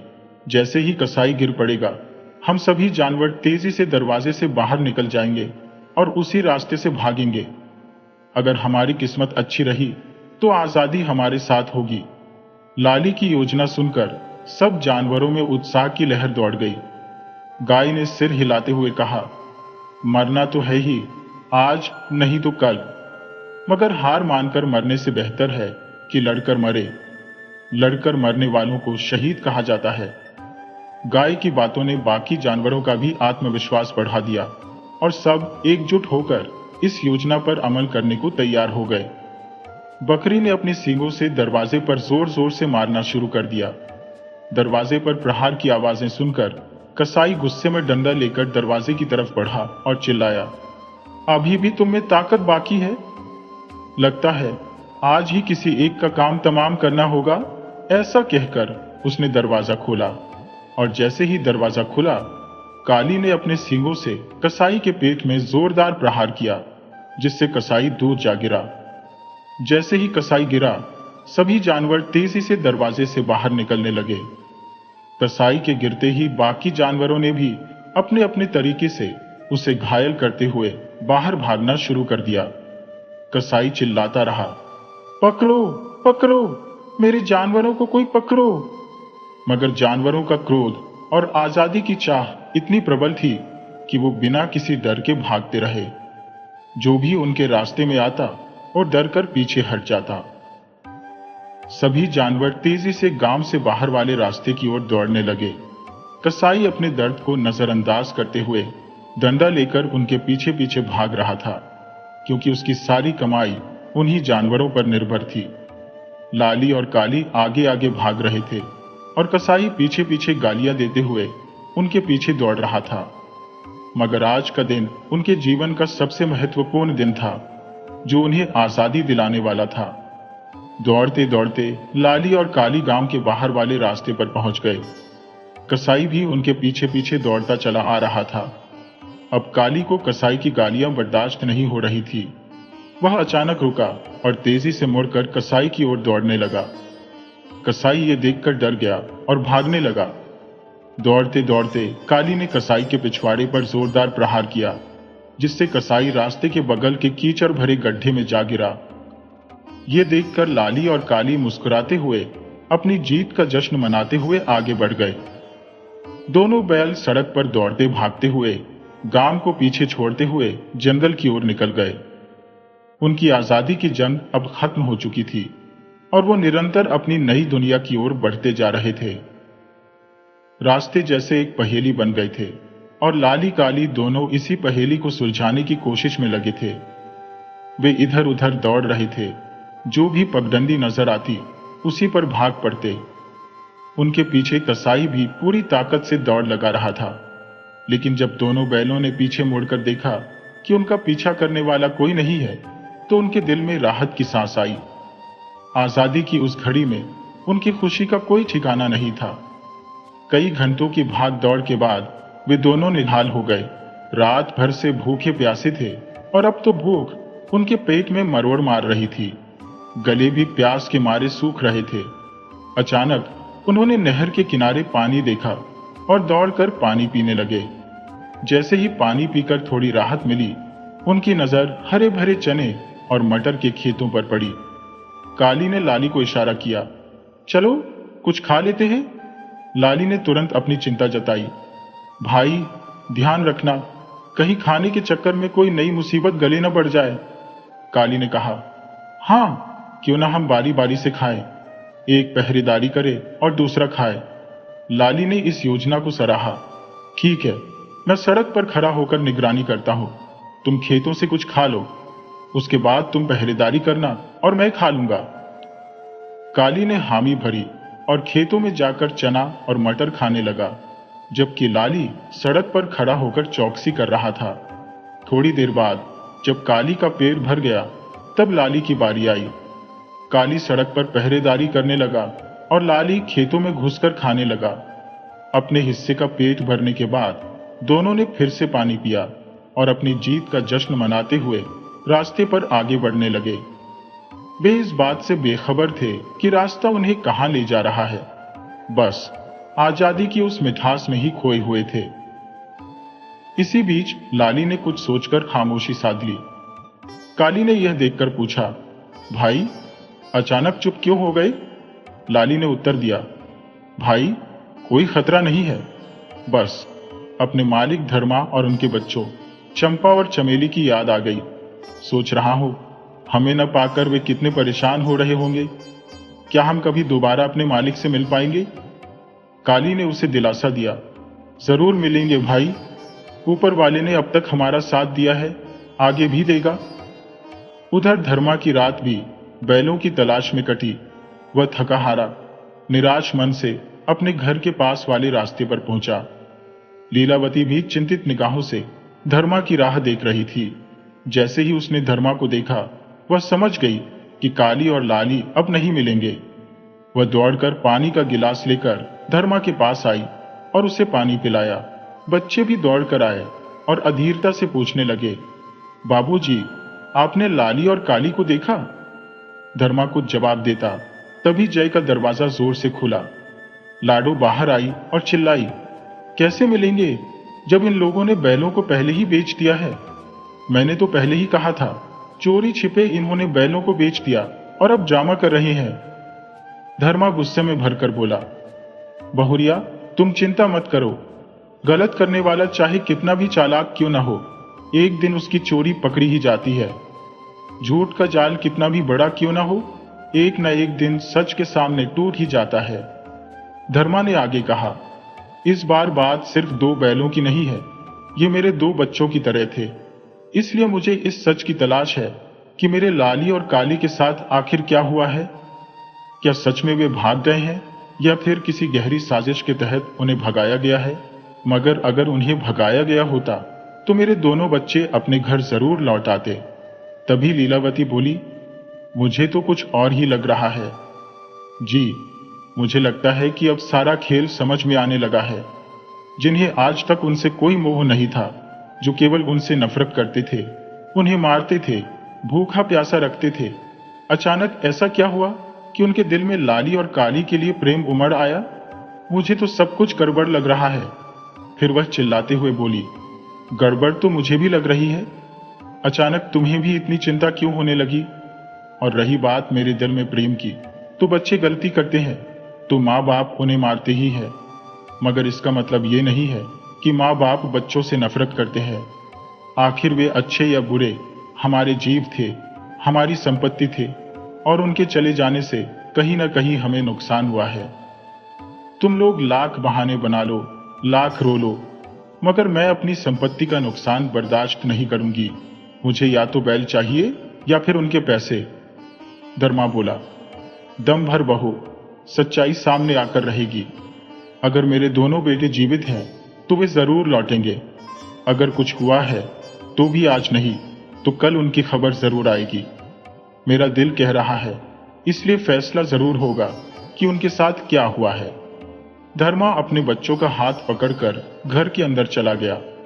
खटिया पर बैठते हुए उसकी पत्नी बोली, खाना खा लो, सुबह से भूखे हो? धर्मा ने जवाब दिया, रहने दे चंपा की अम्मा, भूख नहीं है। मेरे दिल और दिमाग में बस लाली और काली ही घूम रहे हैं। पता नहीं मेरे उन दोनों बैलों के साथ क्या हुआ होगा। वे दोनों मुझे यूं छोड़कर कहां चले गए? मन घबराता है, कहीं उनके साथ कुछ अनहोनी तो नहीं हो गई। चंपा और चमेली धर्मा का हाथ खींचते हुए बोली, बाबूजी बताओ ना, हमारे लाली और काली कहां गए? क्या वे अब घर नहीं लौटेंगे? क्या उन्हें कुछ हो गया है? धर्मा ने उन्हें समझाते हुए कहा, मुझे भी कुछ समझ में नहीं आ रहा मेरे बच्चों, आखिर वे दोनों बेचारे कहां गए? हम बस इंतजार कर सकते हैं और ऊपर वाले से उनकी सलामती की दुआ कर सकते हैं। देखते हैं आखिर क्या होता है। धर्मा खटिया पर बैठा और आंखों से आंसू निकलने लगे। वे मेरे बच्चे, मेरे हर सुख दुख के साथी, वे दोनों बैल कहां हैं? हे प्रभु, मेरे बच्चों की रक्षा करना। उसने अपनी आंखों के आंसू पूछे। आज नहीं तो कल पता चल ही जाएगा कि उन बेचारे बैलों का क्या हुआ। मेरे मन में उनके बिछड़ने का दर्द बसता जा रहा है। आखिर उनके साथ क्या हुआ होगा? उधर लाडू घर में घुसते ही धोखे और षड्यंत्र की मुस्कान के साथ हंसते हुए बोली, देख लिया, इसे कहते हैं एक तीर से 2 निशाने लगाना। सांप भी मर गया और लाठी भी नहीं टूटी। मैंने तुम्हारे भाई और उनके परिवार को बेचैन कर दिया है, उनकी आत्मा को रुला दिया है। उनका तो नुकसान ही नुकसान हुआ है और सारे फायदे हमारी झोली में आ गए। अब बचा कुचा नुकसान भी उनका ही करवाना है और जाते जाते बैलों के पैसे भी उनसे ही वसूल लेना। मानते हो ना मेरे दिमाग को? जया बोला, अब रहने दो भाग्यवान, हमने पहले ही उन्हें बहुत परेशान कर दिया है। भैया ने जो कहा है वह सच है, चोरी और झूठ कभी ना कभी पकड़े जाते हैं। ये सुनकर मुझे डर लगने लगा है कि अगर सचमुच दोनों बैलों का राज खुल गया तो लेने के देने पड़ जाएंगे। लाडू जय को समझाते हुए बोली, तुम क्यों डर रहे हो? अब उन बैलों का पता चलना तो दूर, उनकी महक भी गांव तक वापस नहीं आएगी। अभी तक तो कसाई ने उन्हें काट कर उनका कीमा बना दिया होगा और सुबह के क्रियाकलाप में वह गंदगी बनकर नदी तालाबों में बह रहे होंगे। दोनों हंसने लगे। औरतों के दिमाग के सामने अच्छे अच्छे मर्दों का पसीना छूट जाता है। तुम्हारे भाई साहब की तो औकात ही क्या है, वो तो किस खेत की मूली है। वैसे भी सीधे साधे लोग 4 लाख लोगों की बलि चढ़ने के लिए होते हैं, और इस बार हमने तुम्हारे भाई और उनके बच्चों जैसे बैलों की बलि चढ़ा दी। इस बार तो हमारी बल्ले बल्ले हो गई। जय आड़ू को समझाते हुए बोला, भाग्यवान, अब रहने दो। अब तो इतना भी ज्यादा मत कर कि सारा राज खुलकर सामने आ जाए। लाडू हंसते हुए कहने लगी, तुम डर क्यों रहे हो? सच बाहर आना तो दूर, उसकी याद भी किसी को नहीं आएगी। तुम चिंता ना करो, कल पंचायत बुलाने की तैयारी करो और पंचायत में अपने बैलों के 20,000 रुपए जरूर ले लेना। यही तो समय है कि सांप भी मर जाए और लाठी भी न टूटे। जय बोला, ठीक है, चलो अभी सो जाओ, सुबह देखेंगे क्या करना है। लेकिन सच कब छिपता है? झूठ चाहे कितना भी बड़ा क्यों ना हो, झूठ चाहे कितना भी अपना रूप बदल ले, मगर सच के सामने एक दिन उसे घुटने टेकने ही पड़ते हैं। सच भले ही कितना भी कठिन क्यों ना हो, मगर वह सच ही होता है, और जिस दिन वह सामने आता है, हर समस्या का समाधान हो जाता है। गलत को गलत और सही को सही साबित करना ही पड़ता है। चोरी और झूठ कभी ढके नहीं रहे और ना ही कभी छिप सकते हैं। समय के किसी भी पल, किसी भी रूप में ये किसी के भी सामने आ सकते हैं। ऊपर वाले के पास भले ही न्याय में देर हो, लेकिन अंधेर नहीं। जब उसके न्याय का डंडा बजता है तो बड़े बड़े साहसी लोग भी कांपने लगते हैं। सुबह का वक्त था और लाडो के कहने पर आज बैलों के मामले पर फैसला करने के लिए पंचायत बुलाई गई थी। गांव के पंच और लोग धीरे धीरे इकट्ठा होने लगे। धर्म और जय के घर के आसपास भीड़ जमा होने लगी। धर्म और लाली इस पंचायत के लिए पूरी तरह तैयार थे। मैं भी सुबह सुबह लाली और काली के पास जाकर बैठ गई। पंच और गांव के सभी लोग एकत्रित हो रहे थे और पंचों का इंतजार कर रहे थे। जय अब गांव से लोगों को बुला बुला कर ला रहा था। तभी लाडो के दरवाजे पर किसी ने दस्तक दी। लाडो मुस्कुराते हुए दरवाजे की ओर बढ़ी, लेकिन जैसे ही उसने दरवाजा खोला, उसकी मुस्कान अचानक से गायब हो गई। उसका चेहरा भय से पीला पड़ गया। वह घबराते हुए बोली, तुम कौन हो और यहां क्या कर रहे हो? दरवाजे पर खड़ा व्यक्ति गुस्से में बोला, पैसे लेते वक्त तो बहुत मुस्कुरा रही थी, भाई भाई कहकर बुला रही थी, अब पहचानती भी नहीं कि मैं कौन हूं। कहां है तुम्हारा शौहर? उसे बुलाओ, मुझे हिसाब करना है। विजय की नजर उस कसाई पर पड़ी। वह दौड़कर उसकी ओर आया और उसे देखते हुए बोला, भाई तुम कौन हो और सुबह सुबह यहां क्या लेने आए हो? कसाई गुस्से में चिल्लाया, पैसे लेने के बाद तुम पहचानते भी नहीं हो? मैं वही हूं जिसे रात के अंधेरे में चुपके से तुमने 2 दुष्ट बैल बेचे थे और बदले में मुझसे 20,000 रुपए ले लिए थे। उन बैलों की वजह से मुझे लाख रुपए का नुकसान हुआ है। अब मुझे तुम्हारे बैल नहीं चाहिए, बस मेरे पैसे वापस कर दो। पैसों की बात सुनते ही जय और लाडो गुस्से में उस पर चिल्लाते हुए बोले, तुम कौन हो और कहां से आए हो? हमारे पास कोई पैसे नहीं है देने के लिए। यहां से चले जाओ, नहीं तो गांव वाले तुम्हें मारकर फेंक देंगे। अब कसाई गुस्से में चिल्लाया, इतना भी आसान नहीं है मुझे मारकर फेंकना। मैं कसाई का बेटा हूं, एक एक की कीमत जानता हूं, और जब तक मुझे मेरे पैसे नहीं मिलते मैं यहां से कहीं जाने वाला नहीं हूं। कसाई ने कहा, एक तो पैसे लेकर चोरी से बैल खरीदे और ऊपर से ऐसे दुष्ट बैल। मैंने अपने जीवन में ऐसे दुष्ट बैल कभी नहीं देखे जिन्होंने मेरा इतना नुकसान करवा दिया। मुझे मेरे सारे पैसे चाहिए। ये कहते हुए कसाई वहीं जमीन पर बैठ गया।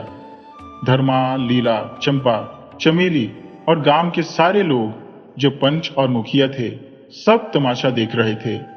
जय और लाडो कसाई को गालियां देते हुए उसे बार बार झूठा कहकर भगाने की कोशिश कर रहे थे, मगर कसाई रो रोकर एक एक किस्सा लोगों को सुनाने लगा। लोगों ने उसकी बात सुनी और जय और लाडो को धिक्कारने लगे। हरि काका ने कहा, कैसे लालची पति पत्नी है, चंद पैसों के लिए गाय जैसी माता और बैल जैसे पिता को कसाई के हाथों बेच दिया। ऐसे लोगों को इस गांव से बाहर निकाल देना चाहिए। तभी कसाई भीड़ में आकर जमीन पर अपना सिर पटक पटक कर रोने लगा। क्या इस गांव में कोई देवता पंच परमेश्वर नहीं है जो मेरे साथ न्याय कर सके, मुझे मेरे 20,000 रुपये दिलवा सके? कसाई रोते हुए बोले जा रहा था। उधर गुस्से में जय और लाडो डंडा लेकर कसाई को मारने के लिए आगे बढ़े। तभी गांव के लोग आगे बढ़कर जय और लाडो को रोकते हुए बोले, जय, चोरी भी और सीनाजोरी भी, मगर यहां ये सब नहीं चलेगा। कल तक तुम लोग चोरी का हल्ला मचाकर बेचारे धर्मा भैया को परेशान कर रहे थे, और आज जब तुम्हारी चोरी और झूठ पकड़ा गया तो अब तुम उसे झूठला रहे हो। मगर अब ऐसा नहीं होगा। तुमने जो पाप किया है उसकी सजा तुम्हें जरूर मिलेगी। दीनदयाल काका ने कहा, हाँ, सजा तो इन्हें जरूर मिलनी चाहिए। इन्होंने इतने अच्छे बैलों के साथ ऐसा व्यवहार किया है। शुक्र मनाओ कि बैल भाग गए और आज यहाँ आ गए तो सच हमारे सामने आ गया, वरना वे दोनों मारे जाते और किसी को सच का पता भी नहीं चलता। गांव का मुखिया कहने लगा, इनकी चालाकी और हिम्मत तो देखो, गलती करने के बाद भी पंचायत बिठा रहे हैं और फैसला करवाना चाह रहे हैं। धर्मा भैया ने शुरू से इन लोगों का भला किया, जय को छोटे से बड़ा किया, उसकी शादी विवाह तक कराई, बंटवारा भी करवा दिया, और इसके बाद भी जय ने कभी कुछ नहीं कहा। ये दोनों हमेशा खुश रहते थे, अपने काम से मतलब रखते थे, लेकिन उनकी करतूतें इतनी गिर चुकी थी कि खुद अपने ही बैलों को कसाई के हाथ बेचकर पाप का बोझ अपने सिर ले लिया। इतना ही नहीं, अब वो धर्मा भैया को भी तंग कर उसके पैसे भी हड़पना चाहते हैं। मगर अब ये सब नहीं चलेगा। घबराओ मत भाई, इंसाफ होगा और पूरा इंसाफ होगा। अभी पंचायत का फैसला होगा और सही सही फैसला होगा। जय जोर जोर से चीख रहा था, क्या सही है क्या गलत, कोई कुछ कह दे और तुम सब मान लो। नहीं, मैं नहीं मानता इस पंचायत के फैसले को। आप लोग अपने घर जाइए, मुझे नहीं चाहिए कोई पंचर पंचायत का फैसला। तभी हरी काका बोले, क्यों नहीं चाहिए? सुबह से तो तू घर घर जाकर सबको पंचायत में बुला रहा था, और अब जब तेरी चोरी पकड़ी गई तो तू पंचायत का फैसला नहीं मानेगा? गांव में रहना है तो पंच जो कहेंगे वही मानना होगा, मुखिया जो कहेंगे तुझे वही करना होगा। जय और लाडो गुस्से में आकर अपने ससुर को गालियां देने लगे। धर्मा ने समझाया, भाई जबरदस्ती क्यों कर रहे हो? अगर तुमसे गलती हुई है तो मान लो अपनी गलती। बड़ी पंचायत में माफी मांगो, पैसे वापस करो और इस मामले को यही खत्म करो। यही तुम्हारे और तुम्हारे परिवार की भलाई में है। गांव की पंचायत से दुश्मनी कर कोई कभी चैन से नहीं रह सका, और मेरी तो तुमसे कोई शिकायत भी नहीं है। तुम मेरे छोटे भाई हो। लाडो ने चीख कर कहा, बस कीजिए, अपनी झूठी शान अपने पास रखिए। जो भी हो रहा है सब आपकी वजह से हो रहा है। भाई का ब्याह बड़े घर में क्या करवा दिया। आप लोगों के सीने में जलन हो गई। आप लोगों की वजह से ही बंटवारा हो गया, और आज ये हालात हो गए कि गांव के सारे लोग हमारे दुश्मन बन गए, हमसे नफरत करने लगे। धर्मा ने समझ गया कि इन्हें समझाना बेकार है। इन लोगों का दिल क्रोध, ईर्ष्या और अहंकार से भर गया है। बुद्धि तो इनकी जैसे मर चुकी है। धर्मा का भाई के प्रति प्रेम था, जो उसे सही रास्ता दिखाने के लिए प्रेरित कर रहा था। वह मन ही मन सोच रहा था कि पंच पंचायत उसे कोई बड़ी सजा न दे दे। इसलिए वह सोच रहा था कि भाई अपने की पर पछतावा करेगा, माफी मांगेगा।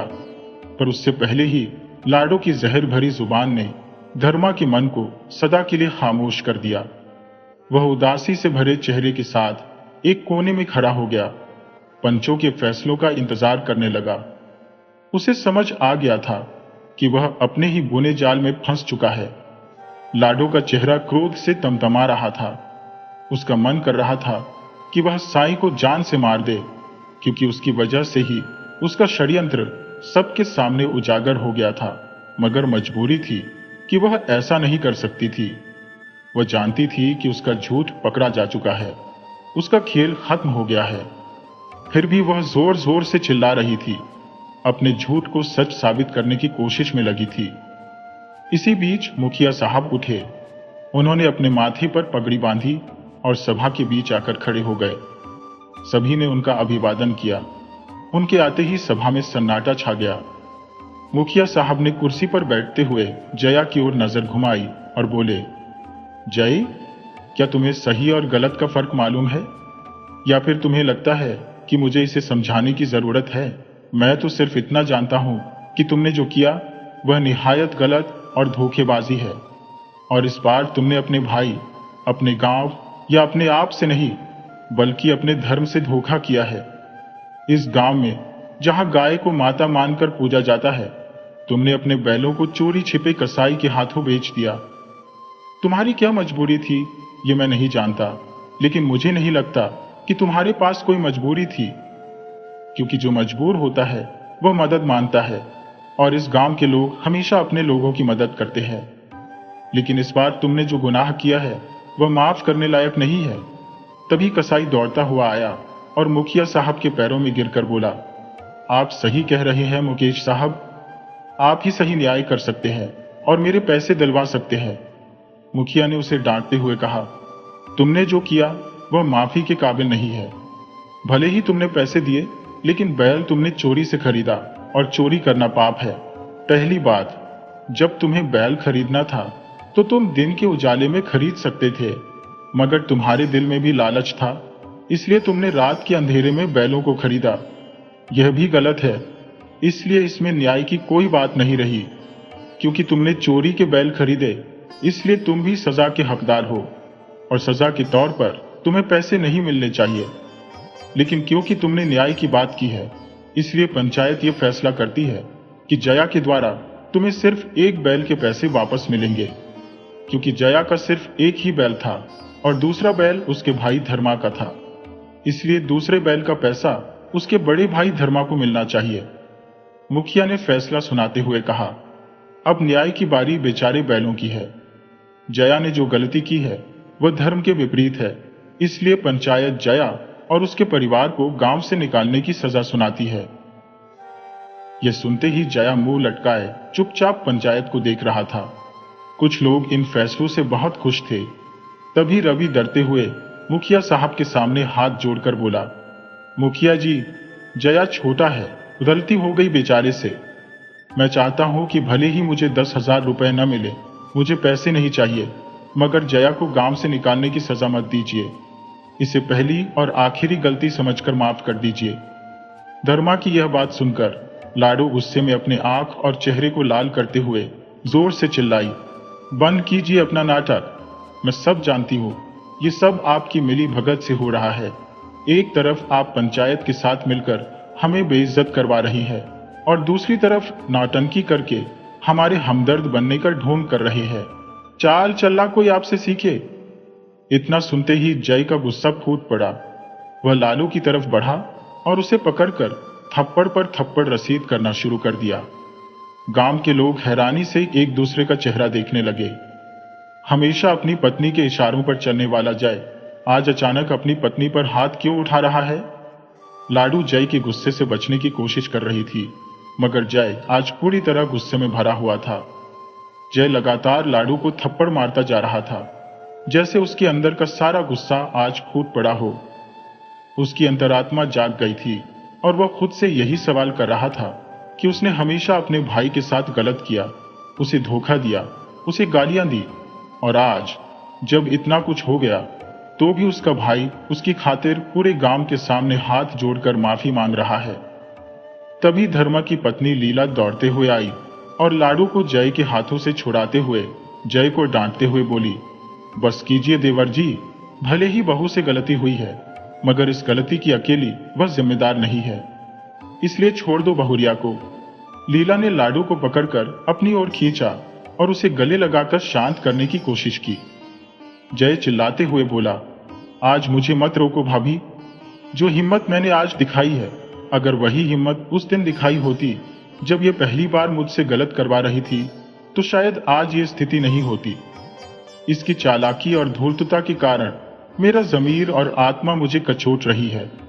मुखिया जी, आपने सही कहा, मैंने जो गलती की है उसकी माफी मुझे नहीं मिलनी चाहिए।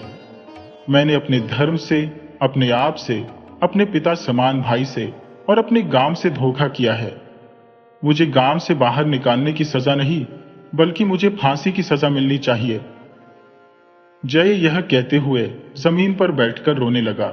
धर्मा ने जय के पास जाकर उसे गले लगाया और चुप कराते हुए कहा, पागल मत बन जय। फिर धर्मा ने हाथ जोड़कर मुखिया जी से कहा, मुखिया जी, मेरे भाई को माफ कर दीजिए। ये कसाई को सारे पैसे वापस कर देगा और पूरे गांव के सामने अपनी गलती की माफी भी मांगेगा। इसलिए कम से कम इसे गांव से निकालने की सजा मत दीजिए। धर्मा की बात सुनकर पंडित जी और मुखिया जी ने एक साथ कहा, धर्मा, तुम्हारी शालीनता और व्यवहार के कारण हम इसे माफ कर रहे हैं, इसलिए इसे गांव छोड़ने की सजा नहीं देंगे। इसे कहो कि कसाई को 10,000 रुपये दे दे। जय दौड़कर घर से पैसे ले आया। कुछ पैसे तो उसने खर्च कर दिए थे, बाकी के पैसे लेकर उसने मुखिया जी के हाथ में दिए और बोला, मुखिया जी, मेरी गलती माफ करके ये पैसा आप कसाई को देकर विदा करें। मुखिया जी ने कसाई को बुलाया और उसके हाथ में पैसे देकर बोले, देखो, आज के बाद अगर चोरी से भी तुमने कोई जानवर खरीदा तो याद रखना, इस बार तो तुम्हारे पैसे वापस करवा रहा हूं, मगर अगली बार तुम्हारी खातिरदारी इससे भी अच्छे तरीके से होगी। कसाई पैसे लेकर वहां से चला गया और बोला, आज के बाद मैं आपके गांव में पलटकर भी नहीं देखूंगा। जय आगे बढ़ते हुए धर्मा के पांव पकड़कर जोर जोर से रोने लगा और बार बार कहने लगा, भैया, मुझे माफ कर दो। मैंने आपको बहुत अपमानित किया, चोरी का इल्जाम लगाया। अब तो मुझे अपने आप से भी घृणा हो रही है। आप ही ने मेरे पिता के गुजरने के बाद मेरा ख्याल रखा, मुझे अपने पुत्र की तरह पाला। इस भाई ने मुझे बचपन से पाल पोस कर बड़ा किया, मुझे अपने पैरों पर खड़ा किया, आत्मसम्मान से जीना सिखाया। लेकिन न जाने वो कौन सा मनहूस पल था जब मेरा विवाह हुआ और सब कुछ उल्टा हो गया। मेरी जिंदगी की गाड़ी दुर्घटनाग्रस्त हो गई, मेरी सारी खुशियों पर काली छाया पड़ गई, मेरी उम्मीदें टूट गईं, मेरा प्यार और दया सब खत्म हो गया। धर्मा ने जय को गले लगाया और उसे समझाते हुए उसके आंसू पोंछे। बोला, जो हुआ उसे भूल जा, इसे बुरा वक्त मानकर आगे बढ़। आज का बुरा वक्त भी भगवान की दया से टल गया है। तू बहुरिया को मनहूस कह रहा है, जबकि मनहूस तो समय था, मनहूस तो हमारी किस्मत हो चली थी, हमारा प्रेम हो चला था। तभी लीला बोल पड़ी, अरे कुछ नहीं, इन दोनों भाइयों के असीम प्रेम को किसी दुश्मन की नजर लग गई थी। खैर, अंत भला तो सब भला। लाडो रोते हुए लीला के पास आई और उसके पैरों में गिरकर रोना चाह रही थी, मगर लीला ने उसके हाथों को पकड़कर उसे अपने सीने से लगा लिया और बोली, तू मेरी अच्छी देवरानी है और देवरानी की जगह पैरों में नहीं दिल में होती है, इसलिए एक बार फिर से मेरे गले लग जा। लीला ने लाडो को अपने गले से लगा लिया। धरती मां के गले से लिपटकर जय और लाडो अपनी गलतियों की माफी मांग रहे थे। हालात और समय ने दोनों के दिलों में परिवर्तन कर दिया था। उनका आत्मसम्मान जाग चुका था। उन्हें एहसास हो चुका था कि जिस बड़े भाई को वे दुश्मन समझते थे, उसी भाई और भाभी ने उन्हें गांव से बाहर निकालने की सजा से बचाया था। वे आंसुओं के जरिए अपनी आत्मा को धो रहे थे। धर्मा जय को चुप कराने की कोशिश कर रहा था, लेकिन जय बोला, नहीं भैया, आज मुझे जी भर कर रोने दो। आज ये आंसू मेरे भीतर की सारी ईर्ष्या और नफरत को धो डालेंगे। तभी चंपा और चमेली दौड़ते हुए आए और धर्मा के पांव पकड़कर बोले, आज बहुत शुभ दिन है, आज हमारे चाचा चाची की नाराजगी खत्म हो गई। ये सुनकर जय ने चंपा और चमेली को गोद में उठा लिया और उन्हें प्यार करते हुए बोला, हाँ बेटा, आज से पहले तुम्हारे चाचा बहुत भटक गए थे, मगर आज तुम्हारे बाबूजी और तुम्हारी माँ की वजह से मेरा मन फिर से बदल गया है। अब मैं एक नया इंसान और एक अच्छा आदमी बन गया हूं। ये परिवार मुझे मिल गया है। ऐसा कहते हुए चंपक और चमेली को चूमकर उन्हें गोद से उतारा।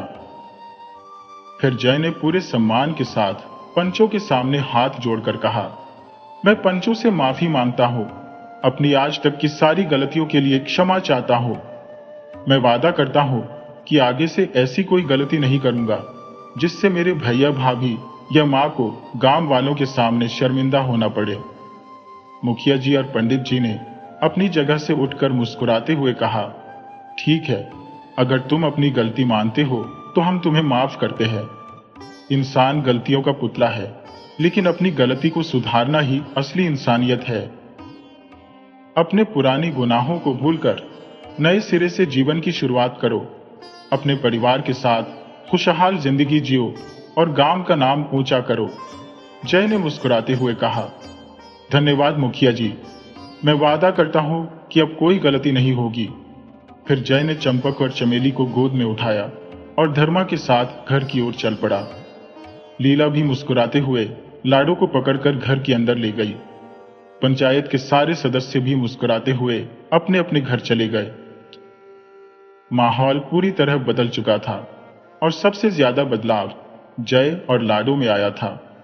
दोनों ने अपनी सारी बुराइयों को छोड़कर अपनी जिम्मेदारियों को निभाना शुरू कर दिया था। वे अब अपने भैया भाभी के साथ हंसी खुशी से नए जीवन की शुरुआत कर चुके थे। अभी धर्मा जागता उससे पहले ही जय पूरे आंगन में झाड़ू लगाकर साफ सफाई कर देता। अपने सभी काम और खेती के सामानों को भी एक जगह सलीके से रख देता। लाडो भी लीला के उठने से पहले पूरे घर की साफ सफाई करके घर के सारे कामों में लग जाती। अब वे चंपक और चमेली को एक मां की तरह प्यार करने लगी। जब भी चंपक और चमेली उसे चाची कहकर बुलाते तो वह मुस्कुराते हुए कहती, चाची नहीं, छोटी अम्मा कहकर बुलाओ, क्योंकि अब तुम्हारी जिम्मेदारी मुझ पर है। लीला मुस्कुराते हुए बोली, अरे बहुरिया, ये सब क्या कह रही है? सुबह सुबह सारा काम लेकर बैठ गई। मुझे भी करने दे, बैठे बैठे मेरा हाल ठीक नहीं रहता। लाडो मुस्कुराते हुए बोली, बड़ी दीदी, आपने बहुत दिन तक काम किया, अपनी जिम्मेदारियों को निभाया। अब आपकी रानी बनकर आराम करने के दिन है, इसीलिए आप सिर्फ आदेश दें, बाकी सारी जिम्मेदारियां अब मैं निभाऊंगी। जय हाथ में पानी की बाल्टी लिए नाले के पास पहुंचा। तभी धर्मा के पास आया और बोला, भैया, ये पानी का क्या करेंगे? धर्मा ने कहा, मुझे तो आदत सी हो गई है अपने उन दोनों बहनों को सुबह शाम दाना पानी देने की, इसलिए आज भी मैं ये पानी लेकर उनके नांद को धोकर भर देता हूं, ताकि कोई भी जानवर इस पानी को पीकर अपनी प्यास बुझा सके। जय ने गंभीर स्वर में कहा, मुझे माफ कर दीजिए भैया, मैंने बिना सोचे समझे बहुत बड़ी गलती कर दी। मैं जानता हूं कि वे आपके लिए सिर्फ जानवर नहीं बल्कि आपके बच्चों के समान थे, फिर भी मुझसे इतनी बड़ी गलती हो गई। धर्मा ने कहा, कोई बात नहीं मेरे भाई, गलती तो हो ही गई, लेकिन अब उस गलती को सुधारना जरूरी है। जय ने कहा, हाँ भैया, आप बिल्कुल सही कह रहे हैं। अब मुझे भी उनकी चिंता होने लगी है। पता नहीं वे दोनों बेचारे कहाँ होंगे, किस हाल में होंगे। धर्मा ने कहा, हाँ भाई, चिंता तो बिल्कुल जायज है। खंडित जी ने कहा था कि प्रायश्चित करने से पापों का अंत होता है, इसलिए मैं अब उन्हें ढूंढने निकलूंगा। शायद यही मेरा प्रायश्चित होगा। जय और धर्मा अपने लाडले जानवरों की तलाश में निकल पड़े। धर्मा ने कहा, देखो भाई, जाते जाते ये बेचारे हमारे बीच की नफरत की दीवार को गिरा गए। हमारे दिलों में जो नफरत थी उसे प्यार में बदल दिया। पता नहीं बेचारे कहाँ होंगे, किस हाल में होंगे। धर्मा यह कहते हुए रोने लगा। जय दौड़ते हुए उसकी तरफ गया और बोला, भैया, आप चिंता ना करें, मुझे यकीन है कि हम उन्हें जरूर ढूंढ लेंगे। आज से ही मैं उनकी तलाश में निकल जाता हूं। जय ने लाडो को आवाज लगाई, अजी, एक काम करो, खाना पानी तैयार करके दे दो, मैं जा रहा हूं अपने दुलारे जानवरों को ढूंढने। लाडो ने कहा, जी अच्छा, मैं अभी करती हूं। तभी धर्मा बोला, रुक जाओ जय, मैं भी चलता हूं। उन्हें देखे जमाना हो गया है और बिना उन्हें देखे मेरे मन को शांति नहीं मिलेगी, इसलिए हम दोनों साथ चलते हैं और उन्हें ढूंढने का प्रयास करते हैं। लीला ने एक झोले में खाना पानी बांधकर धर्मा को दिया और कहा, ये लो, खाना और पानी तैयार हो गया है। उन्होंने झोला लिया और दोनों भाई अपने लाडले जानवरों को ढूंढने एक बार फिर सड़कों पर निकल पड़े। चमेली पीछे से चिल्लाते हुए बोली, बाबूजी, चाचा जी, अपने दोनों बहनों को जरूर लेकर आना, हम लोग उनके लिए मीठी रोटी बना रहे हैं। धर्मा और जय ने कहा, हाँ बेटा, हम उन्हें ढूंढकर जरूर लाएंगे। दोनों भाई अपने जानवरों की तलाश में आगे बढ़ते गए, एक नई उम्मीद और एक नई शुरुआत के साथ। दोनों भाई आपस में बातें करते हुए आगे बढ़ रहे थे। नाली और खाने की चिंता भी साथ साथ कर रहे थे और उन्हें ढूंढने की कोशिश भी कर रहे थे। सुबह का सूरज अब अपने तेज प्रकाश से दिन की शुरुआत कर चुका था। धीरे धीरे सुबह दोपहर में बदल चुकी थी और गर्मी ने धरती को तपाने का काम शुरू कर दिया था। इस तेज धूप में पसीने से तरबतर दोनों भाई अपने बैलों को ढूंढने का हर संभव प्रयास कर रहे थे। जहां भी जानवरों का झुंड दिखता, वे वहीं रुक जाते और लाल और काली को ढूंढने लगते। लेकिन जब वे झुंड में उन्हें नहीं पाते, तो उनके चेहरे पर निराशा और परेशानी का साया फिर से मंडराने लगता। दोनों भाई आगे बढ़ते और लाल और काली की खोज में सड़कों पर अपनी साइकिलें तेज कर देते। जब मुस्कुराते हुए बोला, भैया, मुझसे बहुत बड़ी गलती हो गई जो मैंने उन दोनों बहनों को सिर्फ जानवर समझा। आज उनकी अहमियत ने मेरी सोच बदल दी है। मुझे नहीं पता कि मैं उनकी कृपा या यह कर्ज कैसे चुकाऊंगा। धर्मा साइकिल चलाते हुए बोला, तू चिंता मत कर भाई, जो होता है अच्छे के लिए होता है। तुम्हें अपनी गलतियों का एहसास हो गया और अपनी जिम्मेदारियों को पहचान लिया, यही सबसे बड़ा परिवर्तन है। मगर मैं भी बेचैन हूं, पता नहीं मेरे दोनों बच्चे कहां होंगे। दोनों भाई सड़कों पर साइकिल चलाते हुए आगे बढ़ रहे थे। तभी एक तालाब के किनारे उन्हें जानवरों का झुंड दिखाई दिया। दोनों ने अपनी साइकिल वहां खड़ी की और तालाब के किनारे पहुंच गए। वहां कई जानवर घूम रहे थे, गाय, भैंस, बकरियां। कुछ चरवाहे डंडे लिए आसपास घूम रहे थे। जय एक चरवाहे के पास गया और बोला, भैया, लाल और काले रंग के दो हट्टे कट्टे बैल थे, क्या आपने कहीं देखा? चरवाही ने जवाब दिया, नहीं भैया, मैंने तो ऐसे कोई बैल यहां नहीं देखे। ये सुनकर दोनों भाइयों का चेहरा फिर से उदास हो गया और वे अपनी साइकिल पर आगे बढ़ने लगे। अब सूरज ढलने को था और शाम होने वाली थी। जैसे जैसे दिन ढल रहा था, वैसे वैसे दोनों भाइयों की निराशा और चिंता बढ़ती जा रही थी। समय तेजी से बीत रहा था, लेकिन लाल और काली का कोई सुराग नहीं मिला। उनकी बेचैनी बढ़ती जा रही थी, क्योंकि उन्होंने हर जगह ढूंढ लिया था, लेकिन दोनों बैलों का कोई पता नहीं चला। सूरज अब अपने ढलान पर था और शाम होते होते धर्मा का मन निराशा से भर गया था। अचानक एक बाजार में धर्मा ने अपनी साइकिल रोकी और बोला, चल भाई, चाय पीते हैं। जय ने कहा, ठीक है भैया, और दोनों चाय की दुकान पर चले गए। धर्मा ने चाय वाले से कहा, काका, 2 कप गर्मा गर्म चाय देना, आज बहुत थक गए हैं। चाय वाले ने कहा, हाँ बिटवा, अभी लाता हूं, और 2 गिलास चाय लेकर आया। धर्मा और जय चाय पीते हुए लाल और काली के बारे में बात करने लगे। तभी चाय वाला उत्सुकता से बोला, क्या हो गया भैया, बड़े परेशान लग रहे हो? धर्मा ने कहा, काका, 10 दिन हो गए हमारे 2 बैल खोए हुए हैं। हमने हर जगह ढूंढा, लेकिन उनका कोई पता नहीं चला। चाय वाले ने पूछा, बैल कैसे थे भैया? जय ने कहा, काका, एक लाल रंग का था और एक काले रंग का था, दोनों थे। चाय वाले ने कहा, तब तो भैया मिलना मुश्किल है। धर्मा ने हैरानी से पूछा, क्यों काका? चाय वाले ने कहा, बेटवा, रात में कुछ लोग गाड़ियां लेकर सड़कों पर घूमते हैं और अच्छे खासे दिखने वाले गाय बैलों को चोरी करके ले जाते हैं। 1-2 बार मैंने उन्हें भगाया, लेकिन चोर अपनी आदत से बाज नहीं आते। चोरी होने की खबर मिलती रहती है।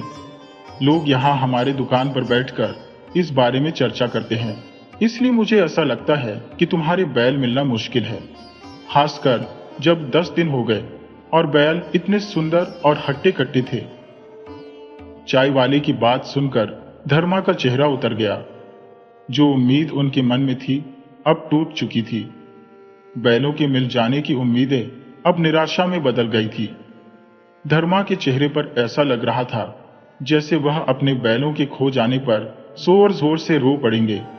जय ने कहा, भैया, मुझे नहीं लगता कि हमारे लाल और काली अब मिल पाएंगे। इतने दिन तक अगर वो होते तो अब तक लौट आते। कहते हुए धर्मा अपनी भावनाओं पर काबू नहीं रख पाया और फूट फूट कर रो पड़ा। जय दौड़कर अपने भाई को पकड़कर उसे चुप कराते हुए बोला, भैया, निराश मत हो, यह सब मेरी गलती की वजह से हुआ है, मगर अब मुझे समझ नहीं आ रहा कि मैं क्या करूं। कभी कभी तो जी चाहता है कि इसी तालाब में डूबकर अपनी जान दे दूं। धर्मा ने उसे रोका और कहा, नहीं भाई, जो कुछ हुआ है उसे छोड़ो। चलो अब घर की ओर लौट चलें। घरवाले और बच्चे भी बेसब्री से हमारा इंतजार कर रहे होंगे, उन्हें भी बेचैनी लगी होगी। कहते हुए धर्मा ने अपने आंसू पोंछे और बनावटी मुस्कान के साथ साइकिल पर सवार हो गया। जय भी उदास चेहरे के साथ साइकिल पर सवार हो गया। दोनों भाई साइकिल चलाते हुए घर की ओर बढ़ने लगे। इस बीच आसमान में रात के आने की तैयारी हो रही थी। नीला, लाल, चंपक और चमेली बेचैनी से अपने पिता और चाचा का इंतजार कर रहे थे। लाली और काली की प्रतीक्षा में चलेली अपने हाथों से मीठी रोटियां बनाते हुए मुस्कुराती जा रही थी। बार बार वह अपनी मां से पूछती, मां, कितनी देर लगेगी हमारे लाली और काली को आने में? आज मैंने उनके लिए खुद से मीठी रोटियां बनाई है। जब वो आएंगे तो मैं उन्हें खिलाऊंगी और फिर वो दोबारा हमारा घर कभी नहीं छोड़ेंगे। उसकी मां ने जवाब दिया, आ जाएंगी बेटी, जल्दी ही आ जाएंगी। तुम्हारे पापा और चाचा उन्हें लाने गए हैं, बस आते ही होंगे। वक्त धीरे धीरे खिसक रहा था और साथ ही साथ बेचैनी भी बढ़ रही थी। कुछ समय बाद धर्म और जय जब घर के पास पहुंचे तो सभी की निगाहें बेसब्री से उनकी ओर टिकी थी। लीला, लाडो, चंपक और चमेली की आंखें अधीरता से धर्मा और जय पर टिकी थी, लेकिन लाली और काली कहीं नजर नहीं आ रहे थे। उनकी अनुपस्थिति ने निराशा की लहर को जन्म दिया।